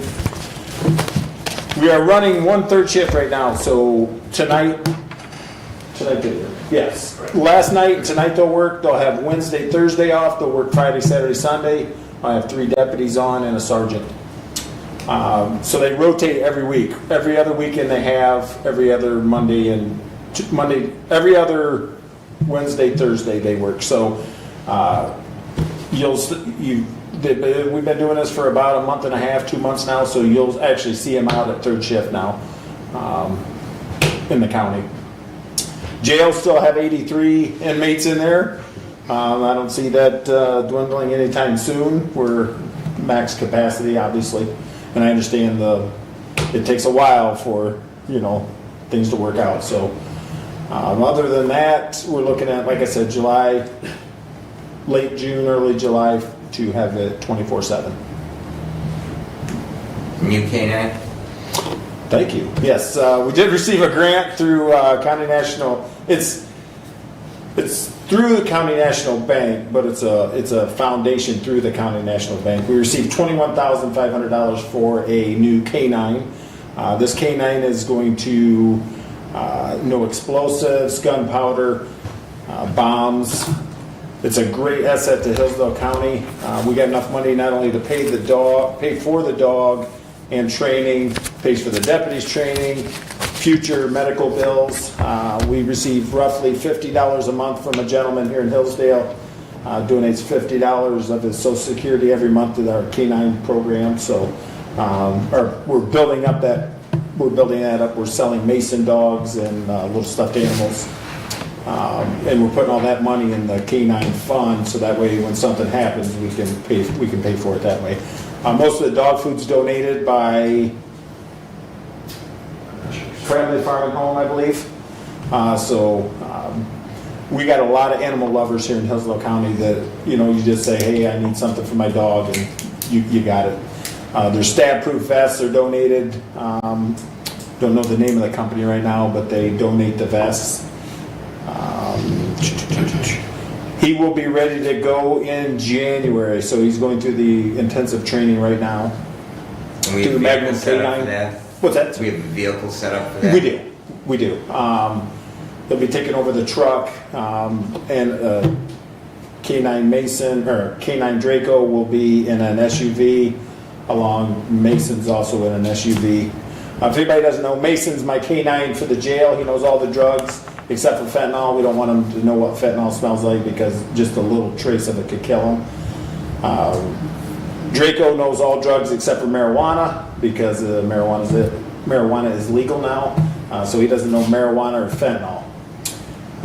The new dog is not going to know any drugs. He's going to be a bite dog and a search dog and a bomb sniffing. I should say explosives, not bomb. An explosives K-9. So energetic materials. Yes. So anytime Jonesville had a bomb scare this morning, they canceled school. We could have ran our dog through that school.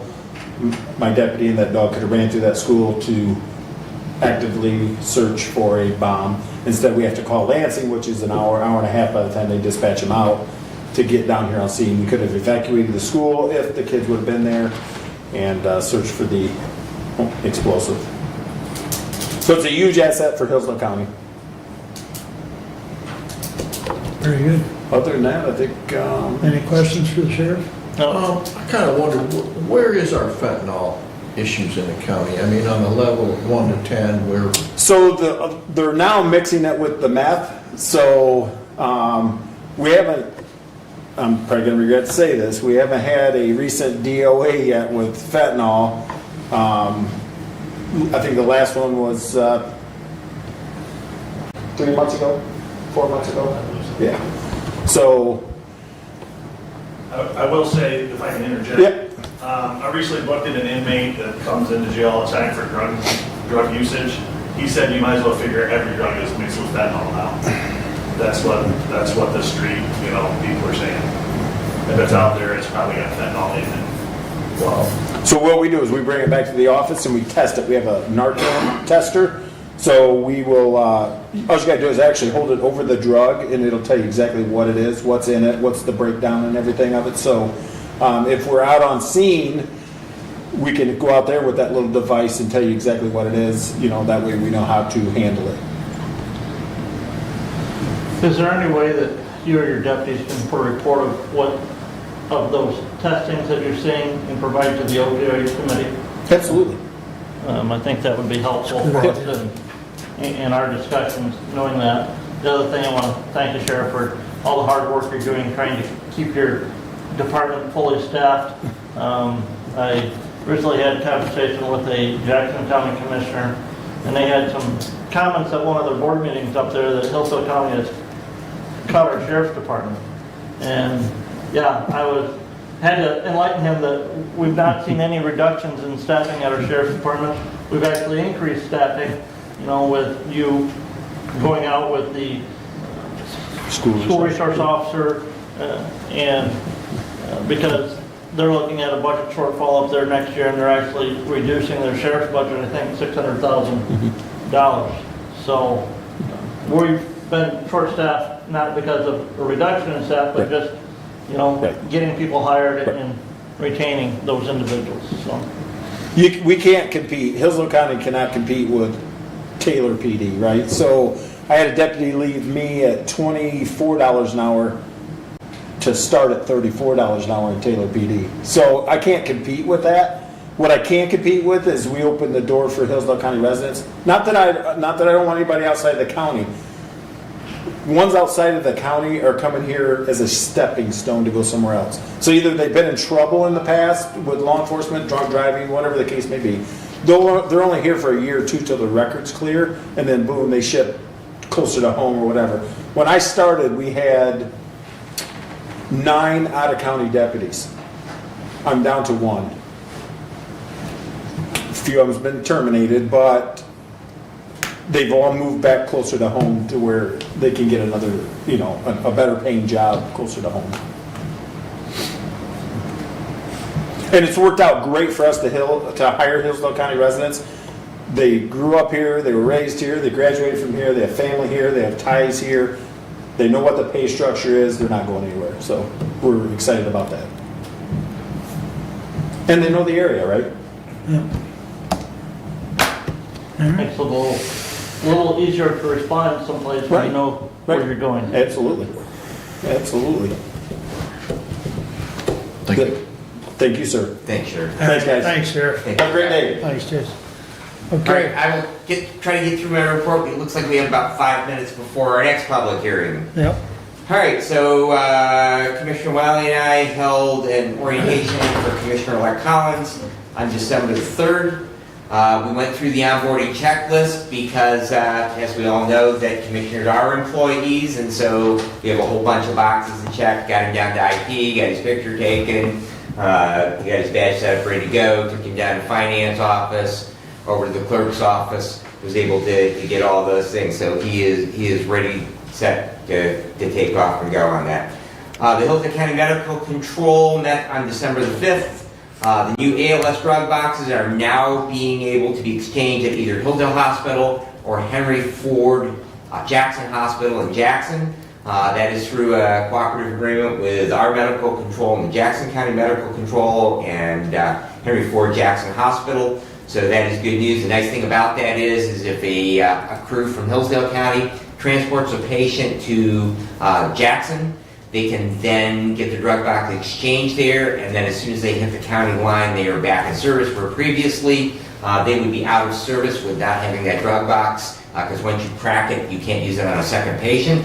So they would have to come back into Hillsdale and do that drug box exchange, and then they would be back in service. So that will keep those crews up, make that a little bit easier. The agreement also works in reverse, so if Jackson County crew, that they respond into Hillsdale County and they transport someone, a patient, to Hillsdale Hospital, then that Jackson crew, they can exchange their drug boxes. They're laid out exactly the same, and so they can do that exchange there. They also have all of the new limited ALS drug bags deployed. When they got the new ALS drug boxes, you may recall we used some of the ambulance reserve fund to purchase those. Once those boxes had come back in, they were redeployed, repacked, and redeployed as the new limited. Paramedic Lynn LaCourse, she has been named the acting director by the REU board, and they have posted that position. So they are looking for applicants. If you know anyone who might be interested in applying for the director position there, please encourage them to apply. Dr. Wells at Medical Control clarified our policy regarding 12 lead EKGs acquired by basic or limited units. They are not able to read or interpret those 12 lead EKGs, but they can transmit them to the hospital, have them interpreted by the ER doc there. However, once that procedure is completed, they do have to have a paramedic unit respond. There's some question whether or not if that patient could be cleared, and that BLS or limited unit, and Dr. Wells made it very, very clear that that is the case, that they do want a paramedic unit to respond, with the exception being that if the time for that ALS intercept is greater than the transport time to go to the hospital, they would go to the hospital. So that is nice to have that. The new protocols, new state protocols went into effect in 2024. They are working out well. And just to circle back to, there continues to be a severe shortage of paramedics, not just in Hillsdale County, but in every one of Michigan's 83 counties entirely across the state. Management personnel did meet yesterday, the 9th, to review. We received 9 applications for the emergency management director position. 6 were found to have the qualifications specified in the job description. Those applicants will be asked if they wish to continue the interview process, and Mark will report under management personnel in regards to how we are planning to proceed further with that hiring process.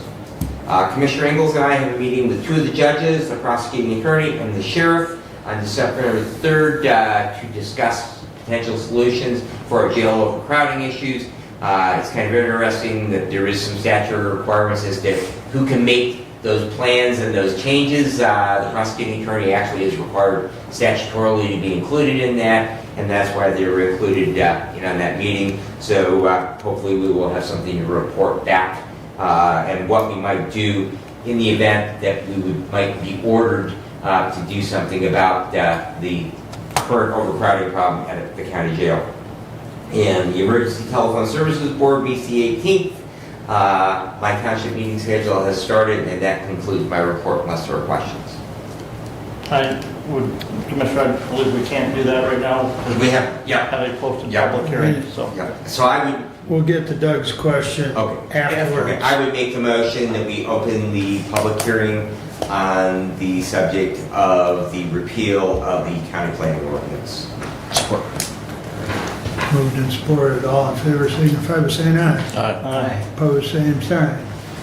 We are in the public hearing to address the repealing of the planning ordinance for the county. Anyone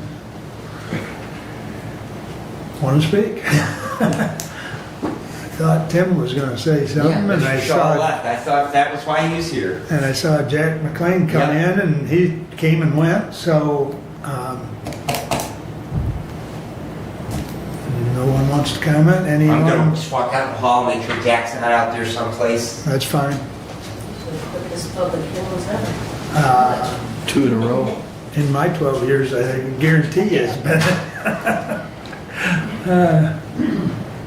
Is there any comments from the board?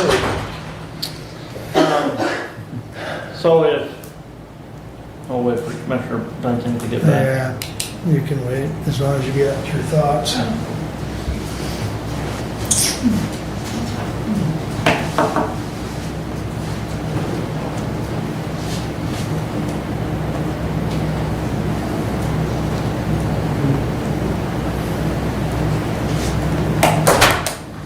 No sign. Okay. Comments from the board. Brent was going to start, but he was going to wait until you got back, so go ahead.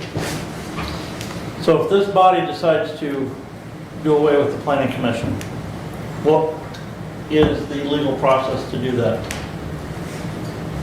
You would require to repeal an ordinance. We can grab the guide to county government to repeal an ordinance. We have to hold a public hearing, and then we can then vote to either to move forward with that, to repeal it. So, and then that would remove the ordinance. We need an ordinance to remove an ordinance. Is that correct? That's the understanding, isn't it? So Abe has sent an email to Mr. Thompson to make sure that we follow proper procedure. And I believe what he responded is there's got to be another ordinance to repeal the ordinance. And if we repeal the planning commission, what does that do to the land use plan that was adopted by the planning commission for Hillsdale County? To the which plan? Land use plan.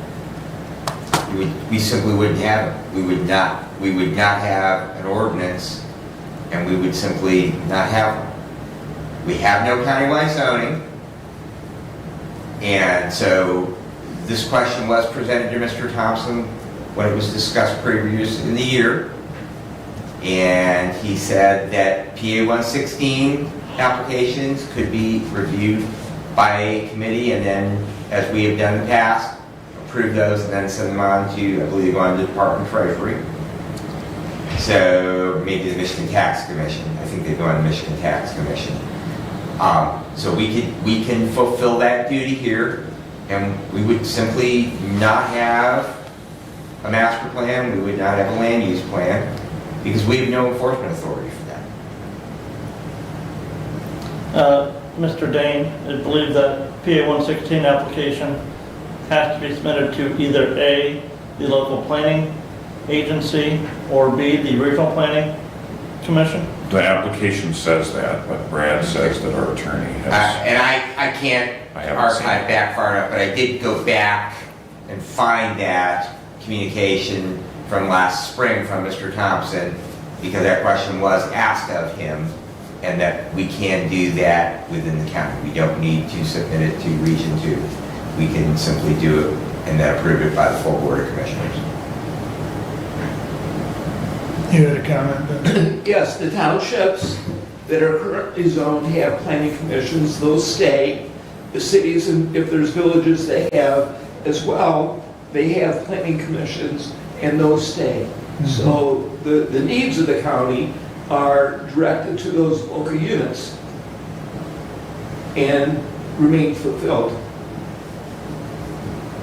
Yeah, I mean, this isn't going to impact those lower units of government that already have planning commissions or zoning.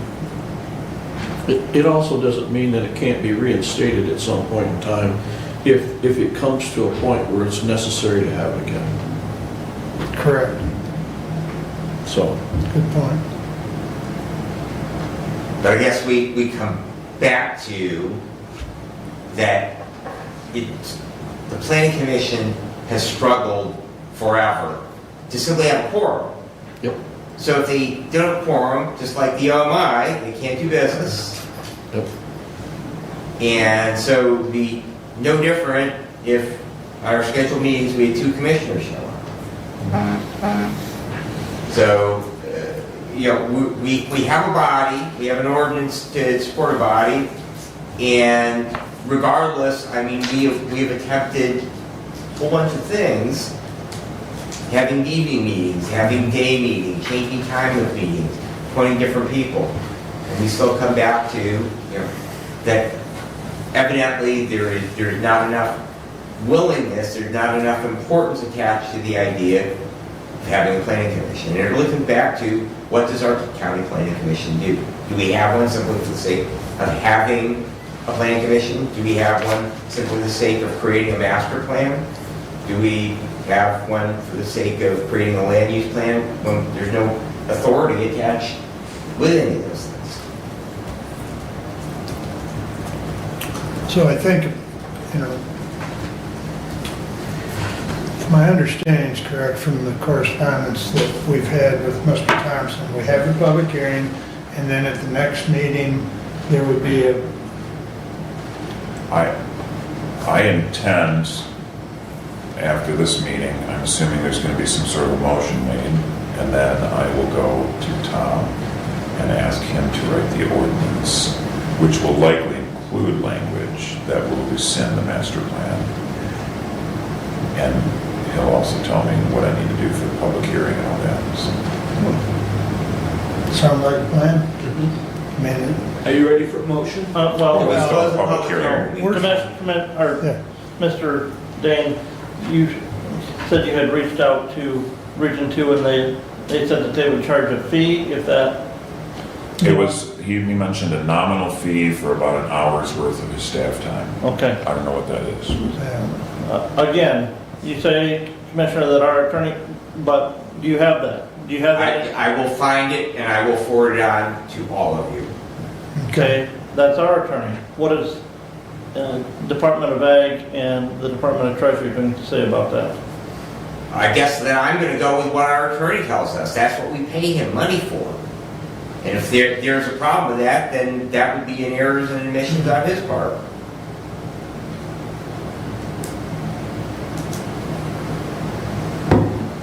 Okay, I'd look for that so that we can have. Like I say, and then I we'll follow. recently went back and found Yeah. it because it was in the last year, Yeah, so. And I'm sure there's other counties in the state that don't have a master plan or a planning commission. How do they deal with their issues? There has to be a viable pathway for that to go through. well, I'm sure some of it falls back to us.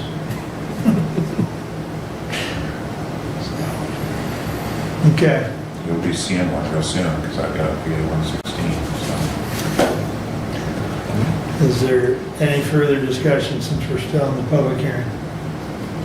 If there's no other discussion, I'd entertain a motion to close the public hearing. Motion to close public hearing. Or All in favor, signify by saying aye. Aye. Opposed, same sign. All right, now, you wish to make a motion? I move to repeal the Hillsdale County Planning Commission Ordinance 2021-1, which was adopted on June 21, 2021. Support. Moved and supported. Any discussion? As it's already been said, Commissioner, I feel that the language you use is out of line with the advice of our legal counsel. I believe if you want to repeal the ordinance, I believe the proper language would be authorize the clerk's office to have an ordinance drawn up to repeal the planning commission ordinance, because we cannot by a motion rescind an ordinance. We must have an ordinance to rescind, according to the advice of our legal counsel, to repeal that planning commission ordinance. friendly amendment. So if I'm hearing you correctly, you're wanting to do a friendly amendment to the language. Again, it's the language there that, because again, legal counsel says you cannot by a motion rescind an ordinance. I'm friendly with the amendment. He will read it back here in a minute when he gets it all. Again, I move for the adoption, or for the drafting of a resolution for the repeal of resolution 2021-01, the planning commission ordinance.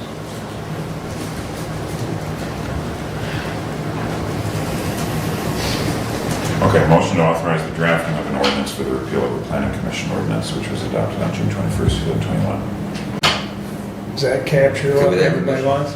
Is that Good, good yes. with the maker of the motion Yes. and the supporter? All right. All in favor, signify by saying aye. Aye. Opposed, same sign. Aye. 4-1. Thank you, commissioners, for taking a step to make government just a tiny bit smaller. All right, so that'll be hopefully on the next agenda, gentlemen. So, all right. Was there questions? We are done with planning commission. Yes, Questions we on my are. report? So Doug had a question for Brad. Now he's got. You had mentioned December 3rd, the meeting with judges and so on. 13. 13, yes. 13. Yeah. Did I say the third? Okay. My apologies. Thank you for the correction. It's the Friday the 13th at noon. High noon with the judges.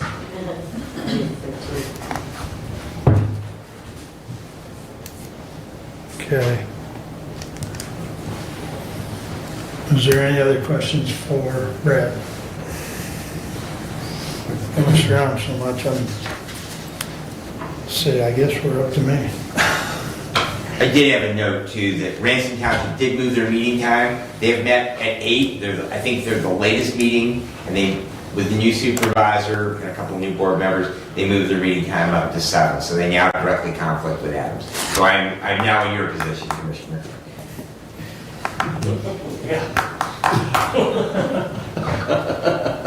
Well, you're the sitting commissioner. Soon to be handed off. I started my farewell tour last night. Do you take the Corvair? No, That'd be it's not ready a yet. good tool for the farewell. That's not ready yet. All right. I'll take up this action item that got moved down, if they're open for me. Lovely. Which one is it? 128.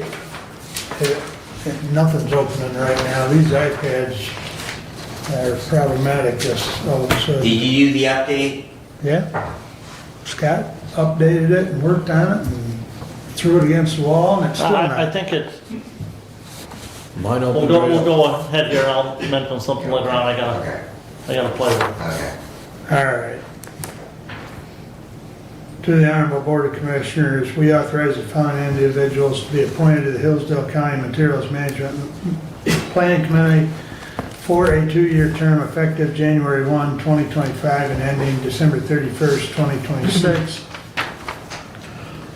Rick Siebert, first appointed 01/01/2025, city/village.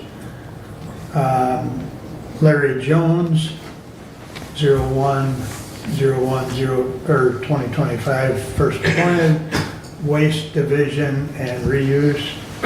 Cliff Feathers, 01/01/2025, first appointed, and he would represent Township, respectively submitted for adoption. Mark Wiley, Chair. I second. Thank you. Go ahead, Brent. Commissioner, I had brought to your attention one thing earlier. It is listed there that Clifford Feather would be appointed as a township. He is no longer a township elected official and cannot be appointed as a township elected official representative on this commission. The state statute requires that the township official be an elected township official. Yeah. That was, The other thing, Commissioner, and I just heard this, and I didn't, I guess, catch this when I read it, but you said that this is a 2-year appointment. That is also in direct conflict with the state statute. Was there 5 years? for The first initial time? one is 5 years. And again, Staggered.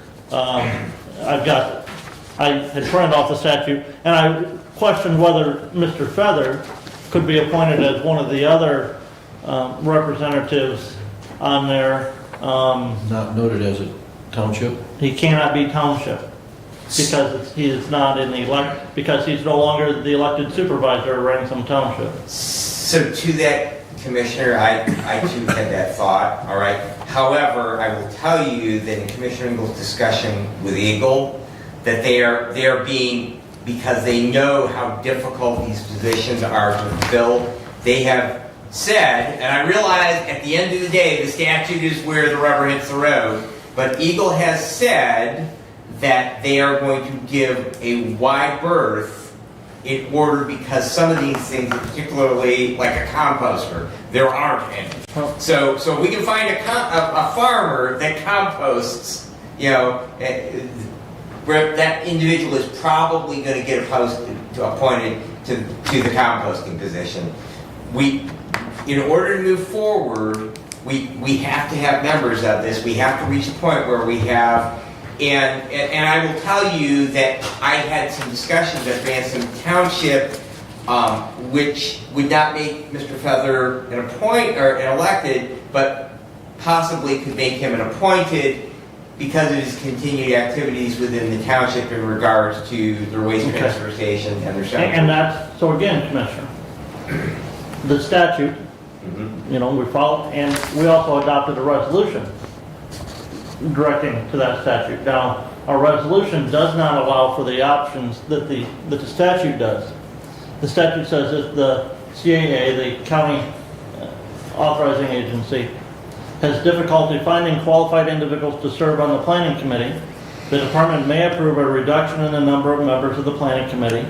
However, at a minimum, the planning committee shall include all of the following members: a representative of the solid waste disposal industry that provides service to the planning area, a representative of materials utilization facility that provides service to the planning area, 2 individuals, each of whom is either a member of an environmental interest group who resides in the planning area or a representative of the regional planning agency. So, if we get to that point, we can go this route to avoid having members of the regional planning agency.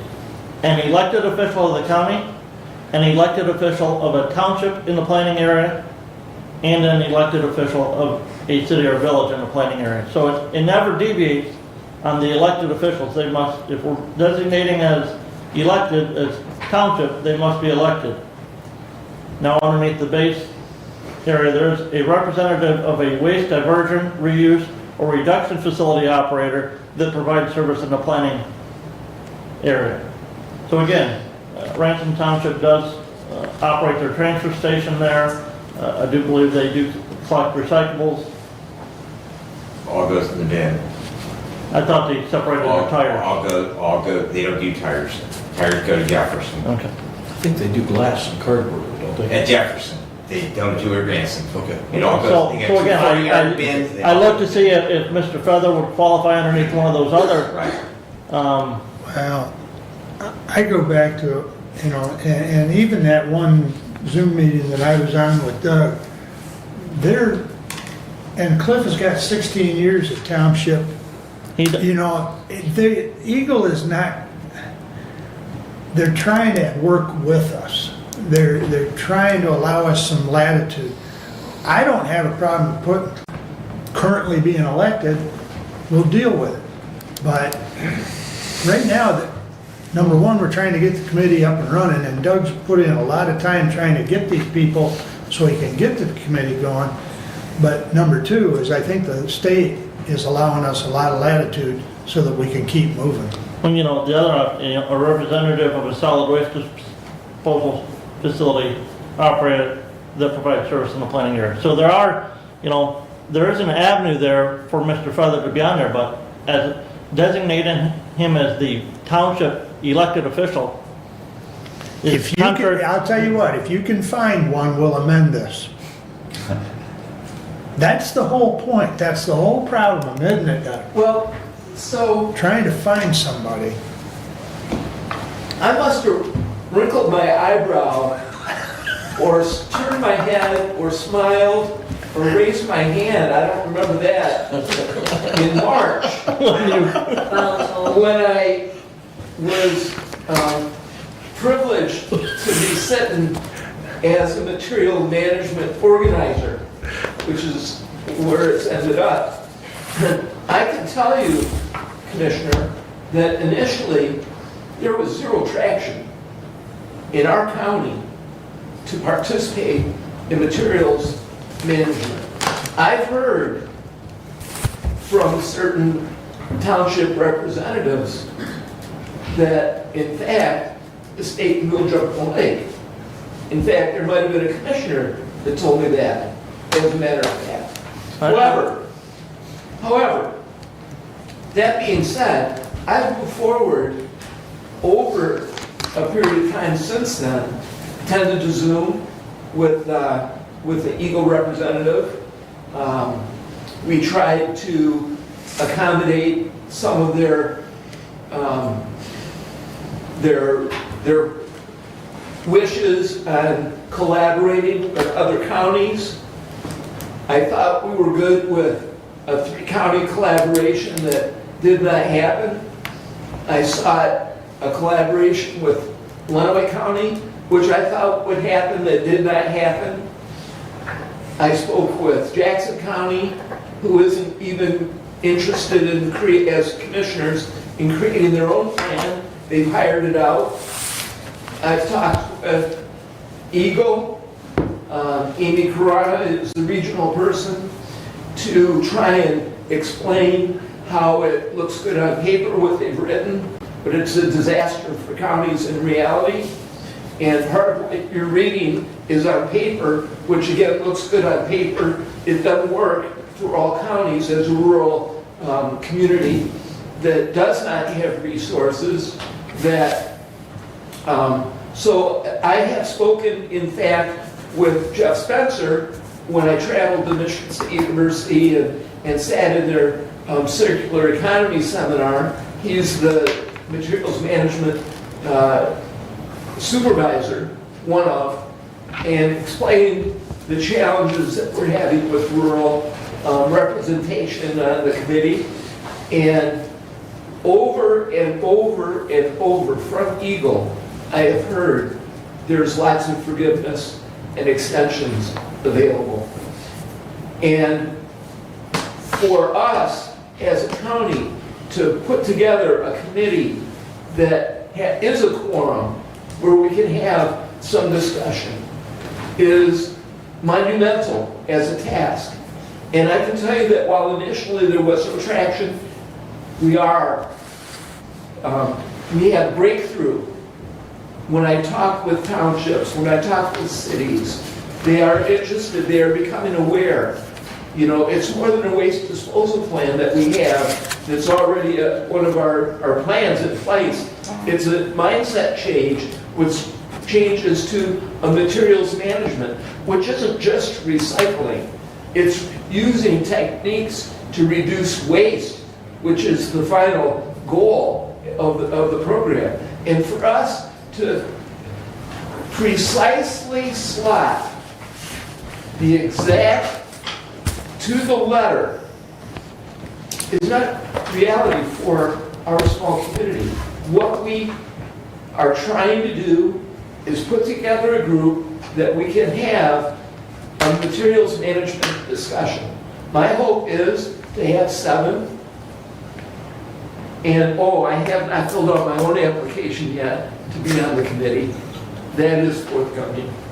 However, in January, I hope to put together an orientation type meeting with the members that are there. And at that meeting, we'll also find out what holes we have and what additional needs we have to fit that committee. So I think that a great start and being responsible as a Board of Commissioners to start putting these representatives on a committee is an important step. For me, when I talk to Eagle and say, yes, I am moving forward, and they say, keep going. And again, Commissioner, last week, That was a 5-minute version. Commissioner, last week I participated in a swearing-in ceremony where you raise your right hand, you swear to uphold the Constitution of the state of, the United States and the Constitution of the state of Michigan.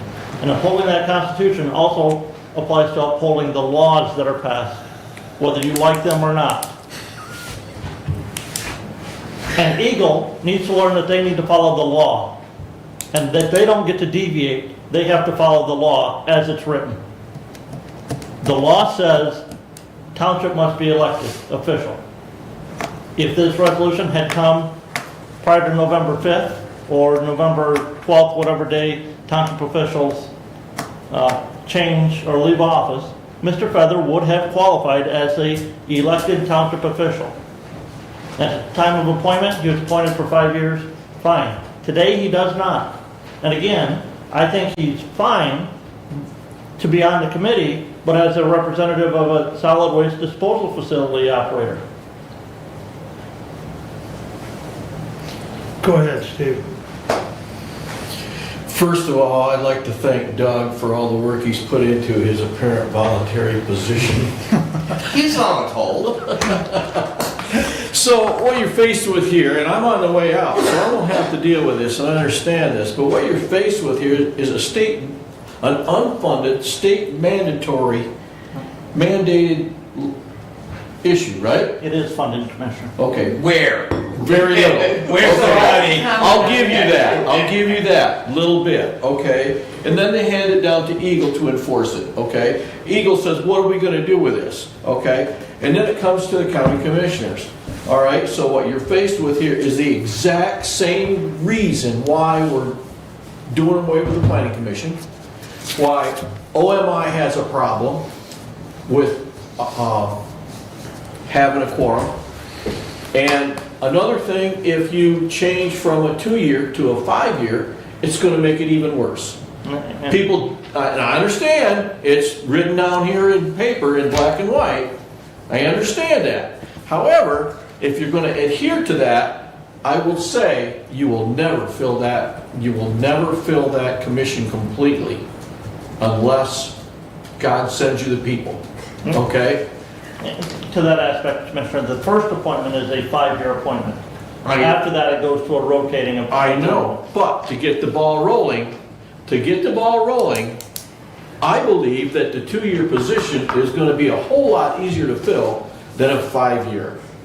In 5 years, you may not be on this board in 5 years, but you're still gonna be on that.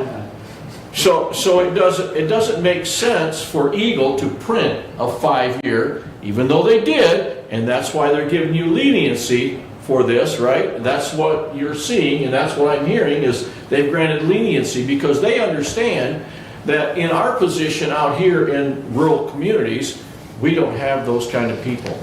We cannot fill those positions with qualified people, like, somebody that does composting, unless you'd like to get into the composting business. Okay? So I understand what you're saying completely. You raise your right hand to follow the law. However, are the laws made that we can follow? I know. Right? And we had what, 57 counties write resolutions against the state for taking over our solar and wind. So if you are looking at that, then they didn't hear the people, did they?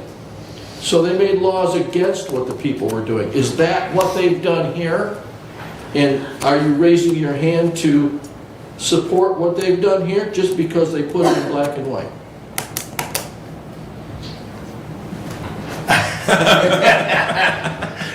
Meanwhile, we're going to shift over to this side of the room. I am going to offer an amendment.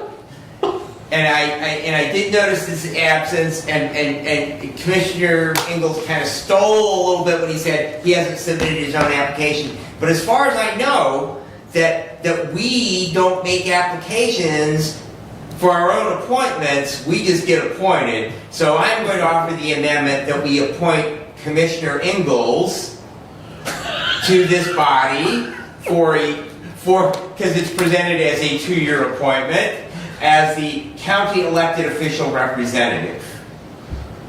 I'll support that. Thank you, Commissioner. Discussion? So we're simply adding Commissioner Ingalls' name onto the list. I thought we were going to have an amendment to change it to the 5 years. Well, we can do that too, but Oh, okay. right now we're gonna get Commissioner Ingalls on here. I see. And I accept It's been moved and appreciation supported. of all the help that I do get.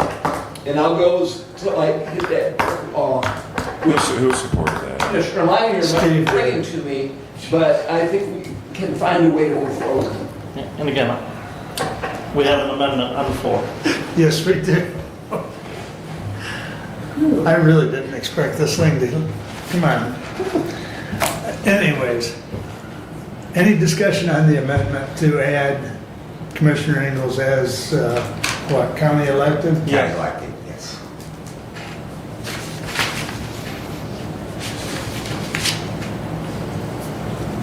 Okay. I smile. Just make sure it's on the list. I'm okay. All right. All in favor of the amendments signify by saying aye. Aye. Opposed, same sign. Passes 5-0. Congratulations. Thank you. And now I would offer the amendment, Mr. Chair, to modify that for a 5-year term, effective January 1, 2025, ending December 31, 2030. Support. That we've already got typed in, so we're good on that one. Okay. I was just waiting for it. Okay. Any discussion on that? Yeah, I think that's the wrong move personally, because getting someone to fill that position is going to be difficult enough, let alone do it for 5 years. So, and what are you going to do at the end of 4 years when Commissioner Ingalls may not be on this board any longer? Commissioner Ingalls Brendan. may resign from that position and it can be appointed to somebody else. Okay. Yeah. But again, that, statute says, when they're appointed, this must be the office, the position that they hold. And we have the same issue, I mean, township terms are 4 years. I'm just Yeah, going yeah, back to so, what right, Eagle is yeah, doing yeah. for you now with leniency in this area because they've been handed, you know, a can of worms that they gotta deal with and that's probably why you're getting leniency now. At the end of 5 years, you may not get that. And we have to go to staggered terms at the end of the first, so At the end of the that 5 they years. don't all expire at the same time. Well, and, never mind. Just remember, government is like making sausage. You don't want to be there sometimes when it happens. It's not pretty.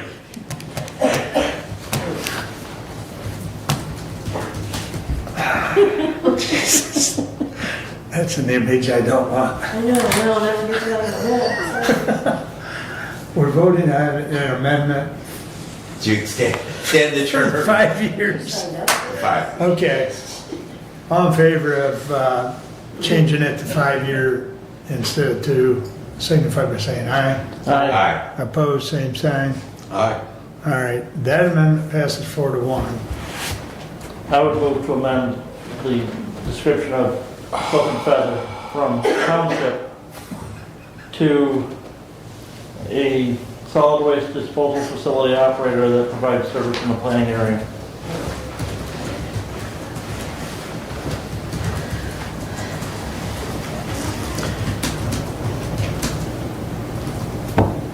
I don't hear a support to that one. I'll support it. Again, he He's still works. gonna be on the board. He's on the commission. He works with Ransom Township in their transfer station. That's the appropriate representation, not as an elected township official, which he is not. You just wanna change his title. Correct. He's not an elected official. We cannot appoint him to a township elected official position at the time of the appointment. So, And Commissioner, I guess, I would love to hear your thoughts on this. I know you work diligently. I don't know. So in the back of my mind, what I'm trying to do is fill the slots, and we do not have in our county, as far as I'm aware, an anaerobic digester facility. I bet you Mr. Feather has one of those for Boda. Okay? And there are a number of members of this body that know what Boda is. what did you say you want? Okay, so you said you wanted to put him on what? It's, Solid it waste. should be the second one. Well, no, which is not Solid waste disposal facility? facility. Okay. The statute has that as letter B. Well, I'm sorry, letter A. I'm gonna task you with finding the one for the township elected one. then. Well, I think that Jefferson, they would fit operators, solid waste. They would fit township, and I will be there tonight, and it is my understanding by Commissioner Ingalls that they will be offering up a member or a representative, I won't say a member of their body, but a representative from Jefferson Township this evening, where it will fill in this. And while I appreciate, Commissioner Weiner's sentiment on this, I am really much more inclined at this point to agree with Commissioner Ingalls. Let's get them appointed, and then we're probably going to have some more grinding to do on the sausage to get it where it needs to be when this thing is all done. But we need to get to the point where we got a quorum. So let's make them fit, and then we'll hammer the sharp edges off a little bit when we get closer. All right, amendment to change Cliff Feather to Solid waste. solid waste disposal representative. All in favor signify by saying aye. Aye. Opposed, same sign. Aye. Can we have a division? Yeah, show of hands, please. All in favor signify by saying, or raise your hand. Opposed? It's up to me. Thanks a lot, guys. I'll change it over, I'll vote in favor of changing it. So at least we can keep, Well, and With that, I say, I'll call for the question. thank you. So the call for the question is on 24-128 as butchered. I mean, as amended. We're talking sausage, right? Yeah, There we you are. go. I got the grinder going over here. All right. Let's do a roll call. And I don't know when you're gonna redo that, Abe, but I've got it mostly done. I really want to ask Jody if an appointment resolution has ever had so many amendments. probably not. All right. Commissioner Langus, yes. Commissioner White, Yes. Commissioner Benson, Yes. Commissioner Leininger, Yes. Commissioner Ingles. Yes. I think that passed. So I have a follow-up comment here, that you may be able to find someone from the township sooner than you will the person for the solid waste. I have LRS, Larry Jones. Yeah. He fits multiple slats. Jefferson Township has been mentioned, fills multiple slats. And so I've got a lot of plates in the air right now, Yep. trying to fill slats in the best way that will be productive for the committee. I'm trying to be as inclusive with our representation countywide as I possibly can. That's why I'm trying to leave as well certain slots open, you know, so that we can add to them. There are going to be slots that we do not fit that will be certain individuals slotted into, contrary to the way the paper that Commissioner Landers has.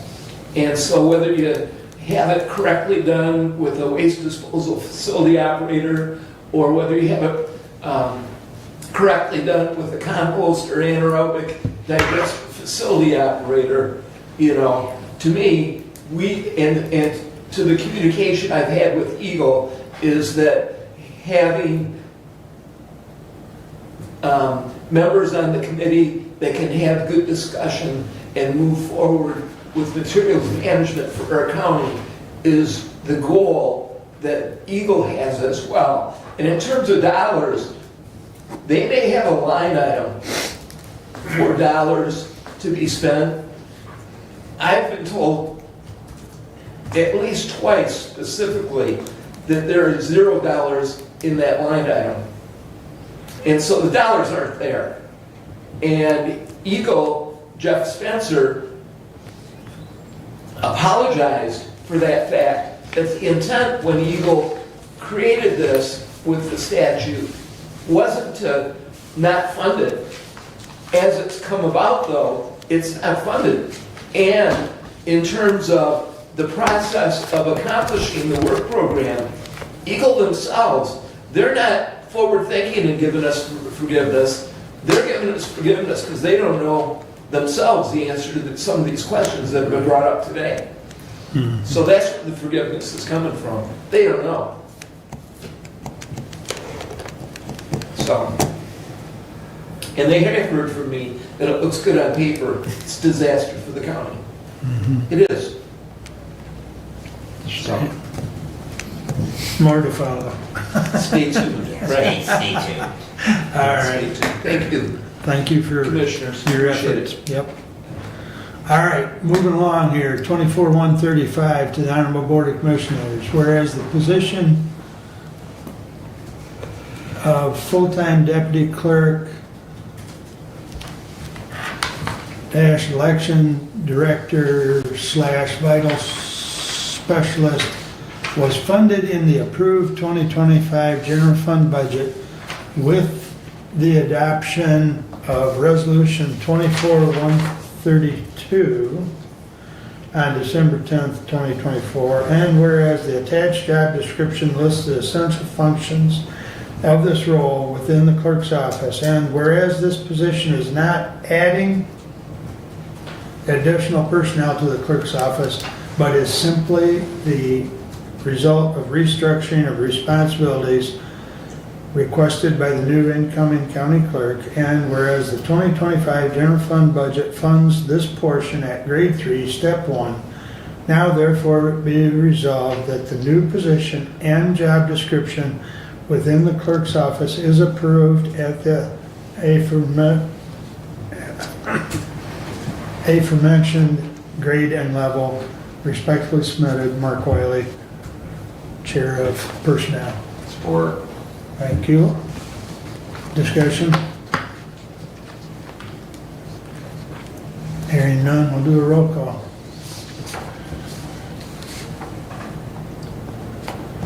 Commissioner Wiley, Yes. Commissioner Benzing, Yes. Commissioner Leininger, Yes. Commissioner Engels, Yes. Commissioner Lanius. Yes. Thank you. Thank you. Guys are on a roll. Start cheerleader. Doing good. All right, I have a couple motions that I would like to have also followed up with a resolution and consent at the next meeting, assuming they pass. Communication with Derek. We have not, even though it was indicated in previous board discussion, we have not done by resolution the EM director. So my motion would be to establish that EM director's position, which was approved in the budget at grade 12, step 1, effective January of 2025. I thought that was, I thought we had done that at the last meeting. Let me support it, I support it, okay, then we can discuss it. So Derek's discussion was, he reviewed the tape of the meeting, and we authorized posting the position at a grade 12, step 1, but we did not authorize the pay for the position, so he needs a resolution authorizing the pay for the position, and therefore the motion, which will then lead to a resolution on consent next week. Can that get repeated, so I didn't get that correct? Basically, the motion would be is that we establish the emergency manager's grade and step at a grade 12, step 1. Support, and he already supported. At a grade Grade 12, 12, step 1. Right. 12. And then, I don't know, it needs to be, it's effective January 1, 2025, so, With a new budget, right, because the position is budgeted then. You right. want me to add that in? I think we're That good. was in Okay, here, so I right? just got motion to That- in establish there, the yes. emergency manager's grade and step at a grade 12, step 1. Yeah.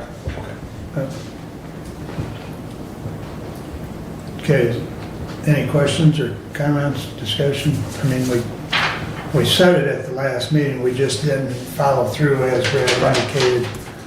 So, all in favor, signify by saying aye. Aye. Opposed, same sign.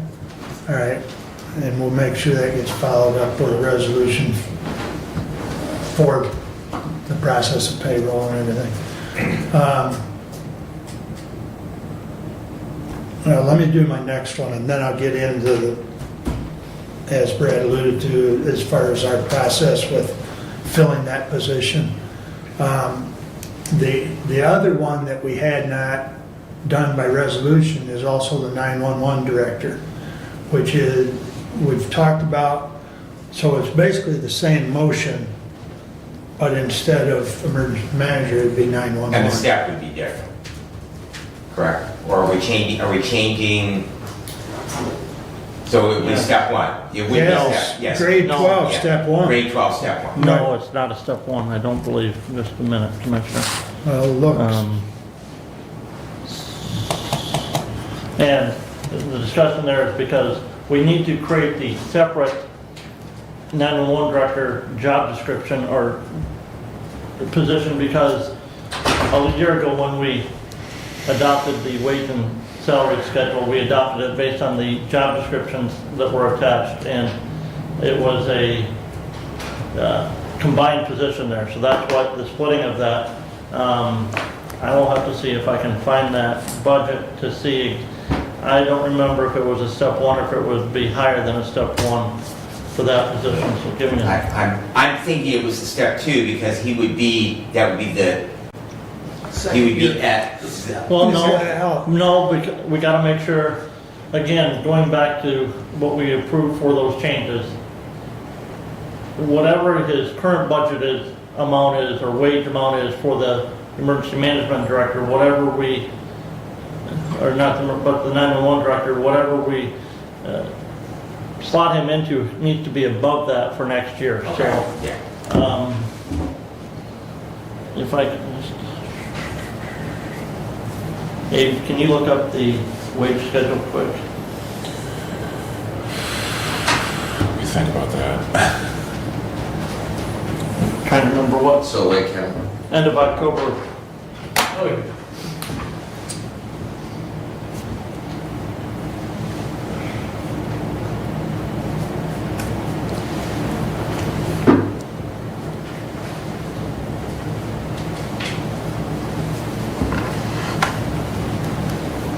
You want the one with the 3% for next year? Yes, just a minute.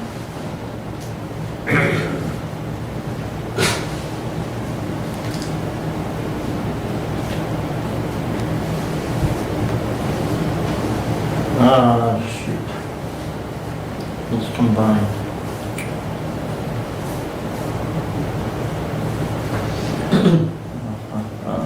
It's not separated.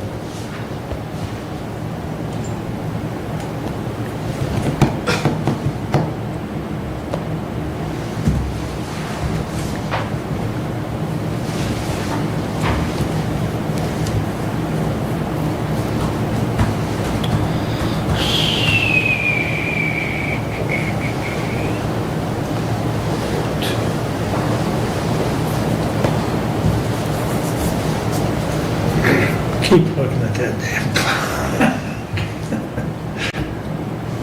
You got 10 minutes to lunch. You'll make it. You'll make it.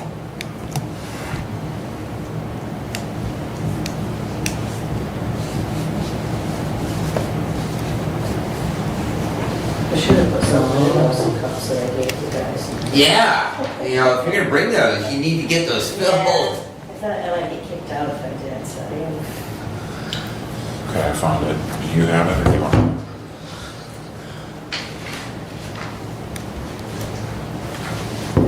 I can't.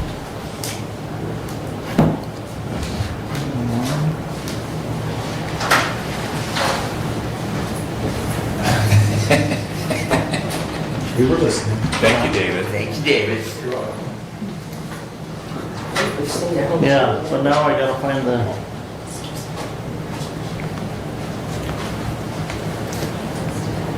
Greg's got that label wrong, he's got that as the 911 budget. And I want the, and that's the emergency management budget.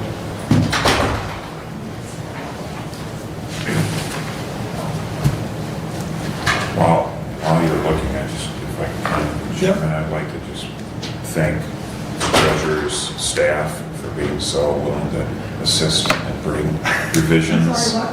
Thank you for your staff for being so willing to bring. We are looking into putting a window in.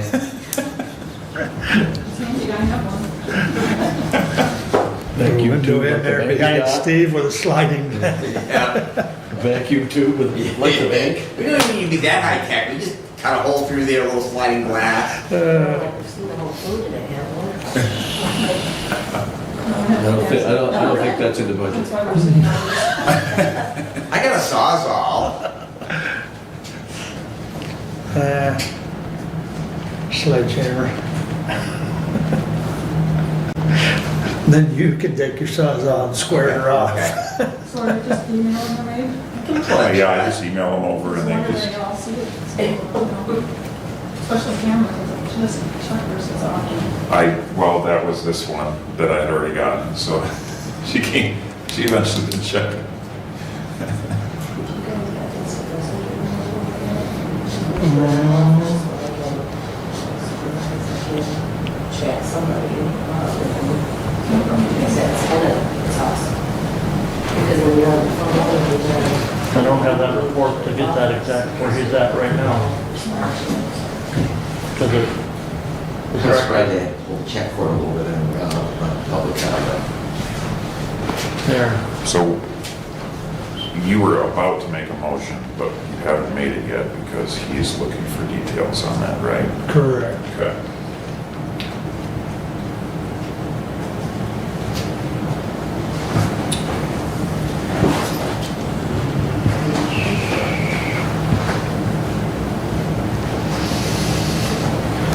Yeah, I don't have the 24 breakdown here.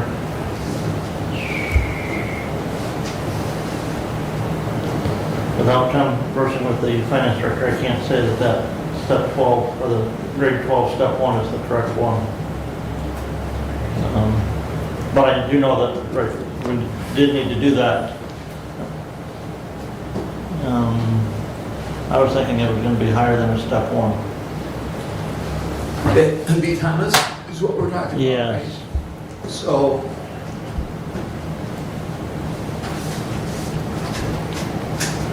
Well, in the email that Derek sent me, it simply says grade 12, it doesn't indicate the step. Step. So his Okay. All His right, he point did- is he that did send me- it needs to be established as a grade 12. Right, well, he's currently at grade 12 in the combined position. He currently is, just Derek was listening to, he sent me step 7. Of that, 63,192 is from 911, so a grade 12 step 1 for the 2025 would be sufficient to Okay. meet Keep that. him at or above. Okay. And that is paid for from the 911 budget, so there's no implication on the general fund. So the motion then would be identical to the one that we just did, with the exception that we'd insert 911 instead of EM. And then the resolution will follow up same And I'll thing. support that motion. We need to do his motion though. So you're making that Correct. motion, I will support that motion. Correct. And that would be grade 12, step 1, Correct. effective January 1. Correct. Okay. Any discussion? All in favor signify by saying aye. Aye. Opposed, same sign. All right, we'll make sure that resolution and consent. In follow-up to that, I'm not sure exactly when we're going to be making the change, but in the budget, we did foresee the moving of accounts payable and payroll from the clerk's office to the finance department. And Naomi in the finance department will be the grade 4 position that's currently in the clerk's office that's doing that is going to be transferring to the finance department. So we're not sure if we'll be bringing that resolution at the next meeting or into next year when we do make that change. Okay, okay. I know that there'll be some changeover stuff going with that, so the thought is that we'll be bringing that at the next meeting so that that's effective the first of the year. And that is budgeted in the Right. budget. All right. Okay, very good. So back to EM, as Brad indicated, we met yesterday and we went over, and kind of to my surprise, we did get 9 applicants, of which we've narrowed it down based on the requirements that were sent out and the information that we received. We eliminated, 2, I think, right off the, Yeah. 2 or 3, but the primary reason was educational. Right, educational and other components. Yeah, so I've put together a draft that Brad and I have emailed back and forth. We're going to send this draft out to them, thanking them for applying, looking for them to respond by December 17th, I believe is what you recommended. And then we were looking at doing the interviews. Brad and I and Thomas would sit in and we do the interviews the first week of First full January. week. First full week of January. So that'd be the week of January 6th.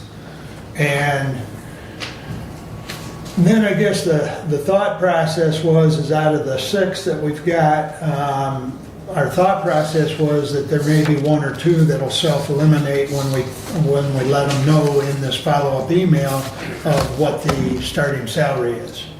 Okay? And that may not happen.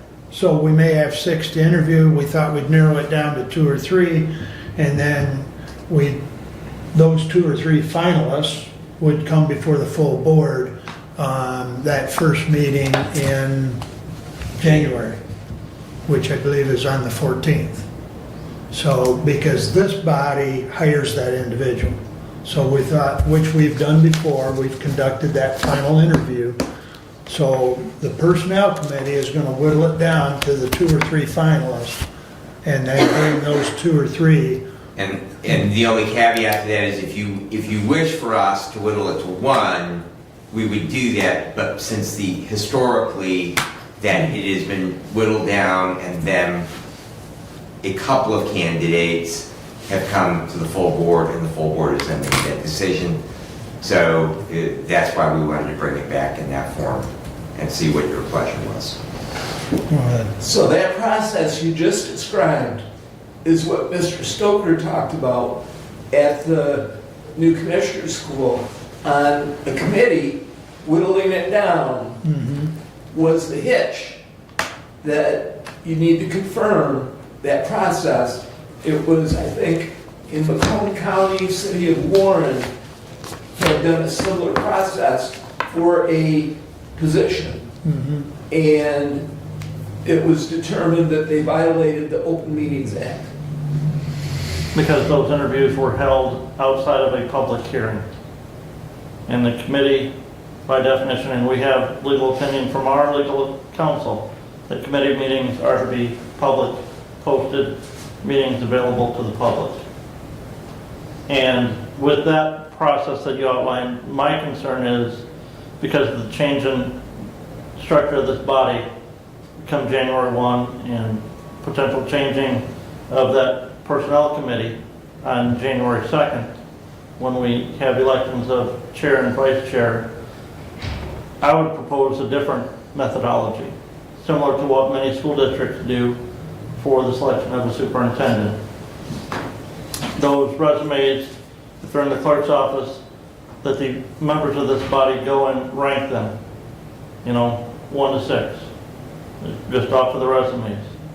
And that then the top 3 in those rankings would be the ones that would receive an interview or a invitation to an interview before the full board.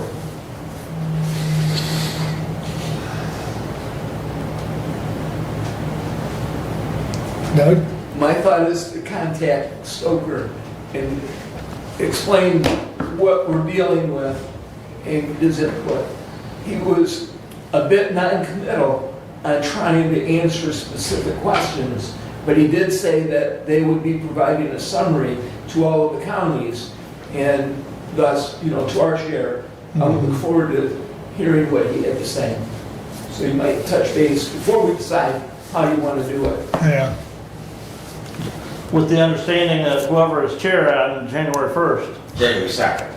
Well, We want to elect the chair We on the won't, 2nd. but on January 1st, because we're making this change to the emergency management and the 911 director Right. position January 1st, whoever is chair of this body, by statute, that we may not disagree with, but it's what's enacted by the legislatures and signed by the governor in the state of Michigan, the chair of the Board of Commissioners is the emergency management director. For a day. If there isn't, no. For a month. Understood. For a month. Yeah, maybe. Got a big snowstorm that day. Freezing. I'll reach out to Cole Stoker. I'm seeing a long vacation in my future.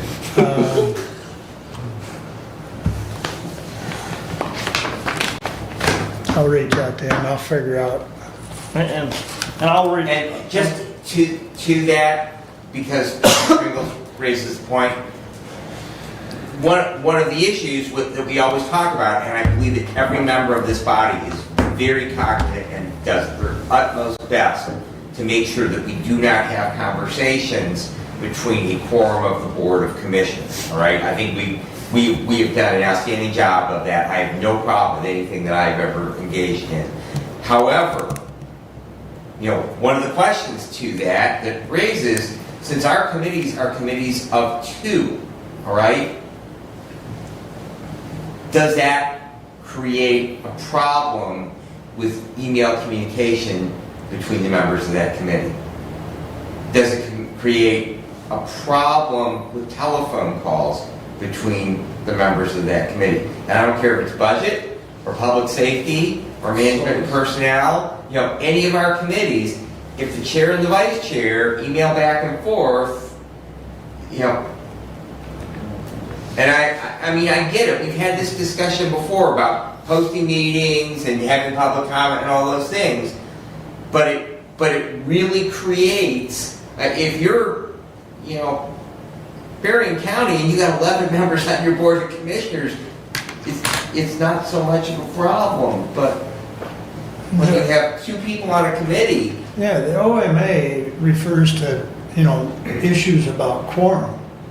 And two-person committees is not a quorum of this board. They are a quorum of the committee, though. That's the problem. Well, they're a quorum of the committee, but right, not of and that's the board. the discussion is, You know. does the OMA apply to the committee? Yeah. Go And ahead, so, Doug. so you know, so that would be my follow-up question with Mr. Stoker, is what does that do to our committee structure based on the information that Commissioner Ingles is bringing back to us?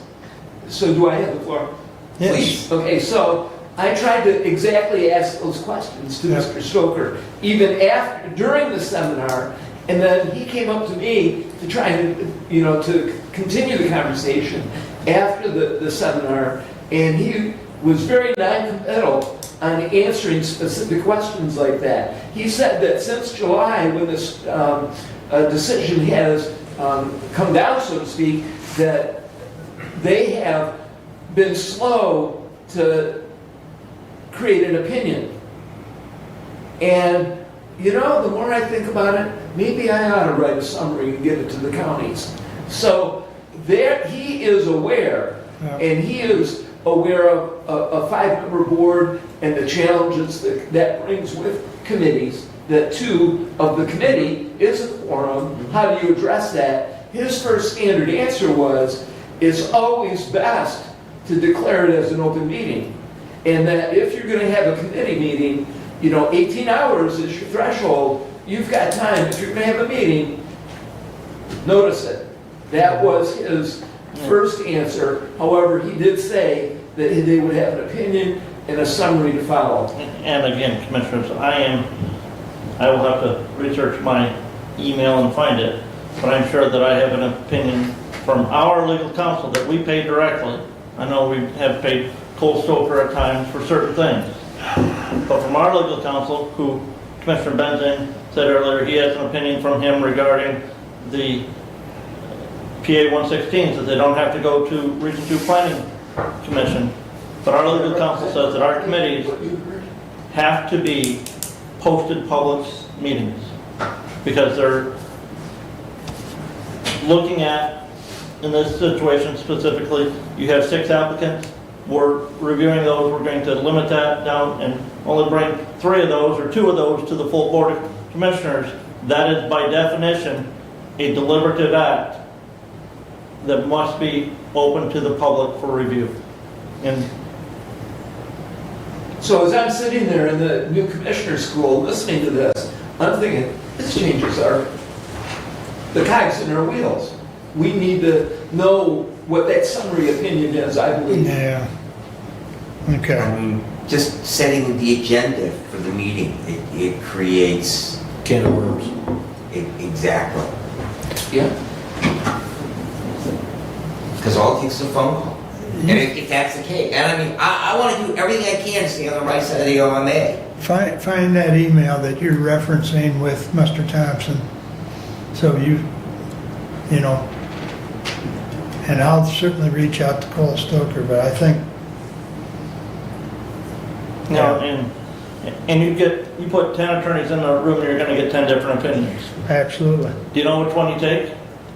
The one you paid The one you paid for. The one you paid for, you got it, exactly. Exactly. All right, moving along, it's after 12 o'clock. Lifeways Facilities meeting last night or yesterday, and then finance this afternoon for me.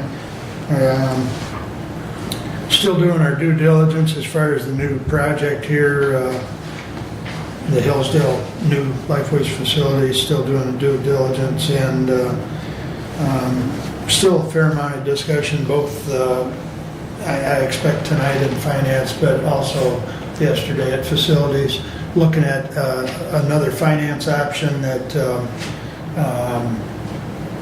and I just saw it for the first time last night, but it's a tax credit program, and PNC Bank has put us in touch with a company that kind of works with that type of thing. So, and we can do both simultaneously, so we can be looking at that and looking at the commercial loan at the same time. And, you know, however it plays out, it's not going to hold up the potential groundbreaking in the spring. So, Spring. yep, that's what the potential groundbreaking is spring of 25. So, with completion of early fall 26. So, that's the goal. Got to have a target. Let's see, we already covered the EM hiring, and we've got some work to do on that. Mac sent us this little board here with, it says, "It is our pleasure to present to you and your county a framed copy of the Seals of Michigan Counties poster. This poster was created as part of MAC's 125th anniversary celebration. We hope you and your colleagues agree to display this document in a prominent location in your meeting or chambers elsewhere or somewhere in your facility." And it's signed by the board president, Jim Story, and of course Steve Carey, executive director. So I'm not sure if we got a corner, Doug, but maybe it'll fit somewhere. If you could get with facilities, please, and have them pound a nail in the wall. I don't know if they'll have to figure out how to hook it. There's not a hook in it, but thank you. Is there any questions of me? All right, that brings us back to public comment. Kevin? Either, okay. Additional business, Brent? Hope to be able to finish up the closing on the real estate for the 800 megahertz towers here before the end of the year.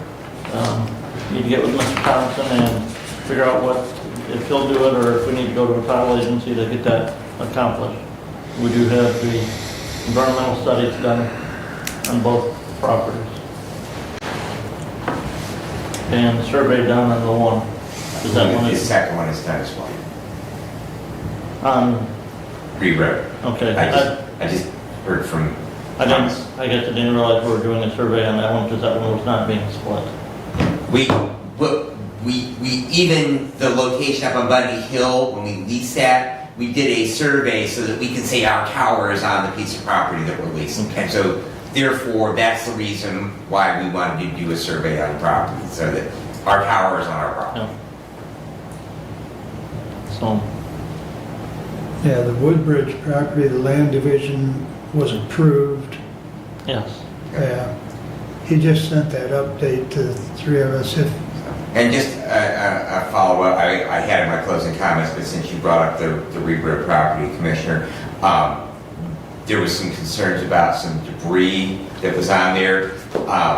Mr. Whitaker visited that property last evening on his way home, and he believes it is on the neighboring property, and referred back to the survey is complete, and he believes it is actually on the neighboring property, not on the property that we are purchasing. And there was he could find no sign. The well, it shows their documents that show the well was properly capped, closed, that was there on their property. He can find absolutely no sign of that wellhead. So, According to this, Steve and Doug weren't on this email, I just forwarded it to you. It's just a brief summary that Thomas gave on the 2 tower locations. So now we've all got it. There's some scrap steel and some other things that were there on the, like an ag tank.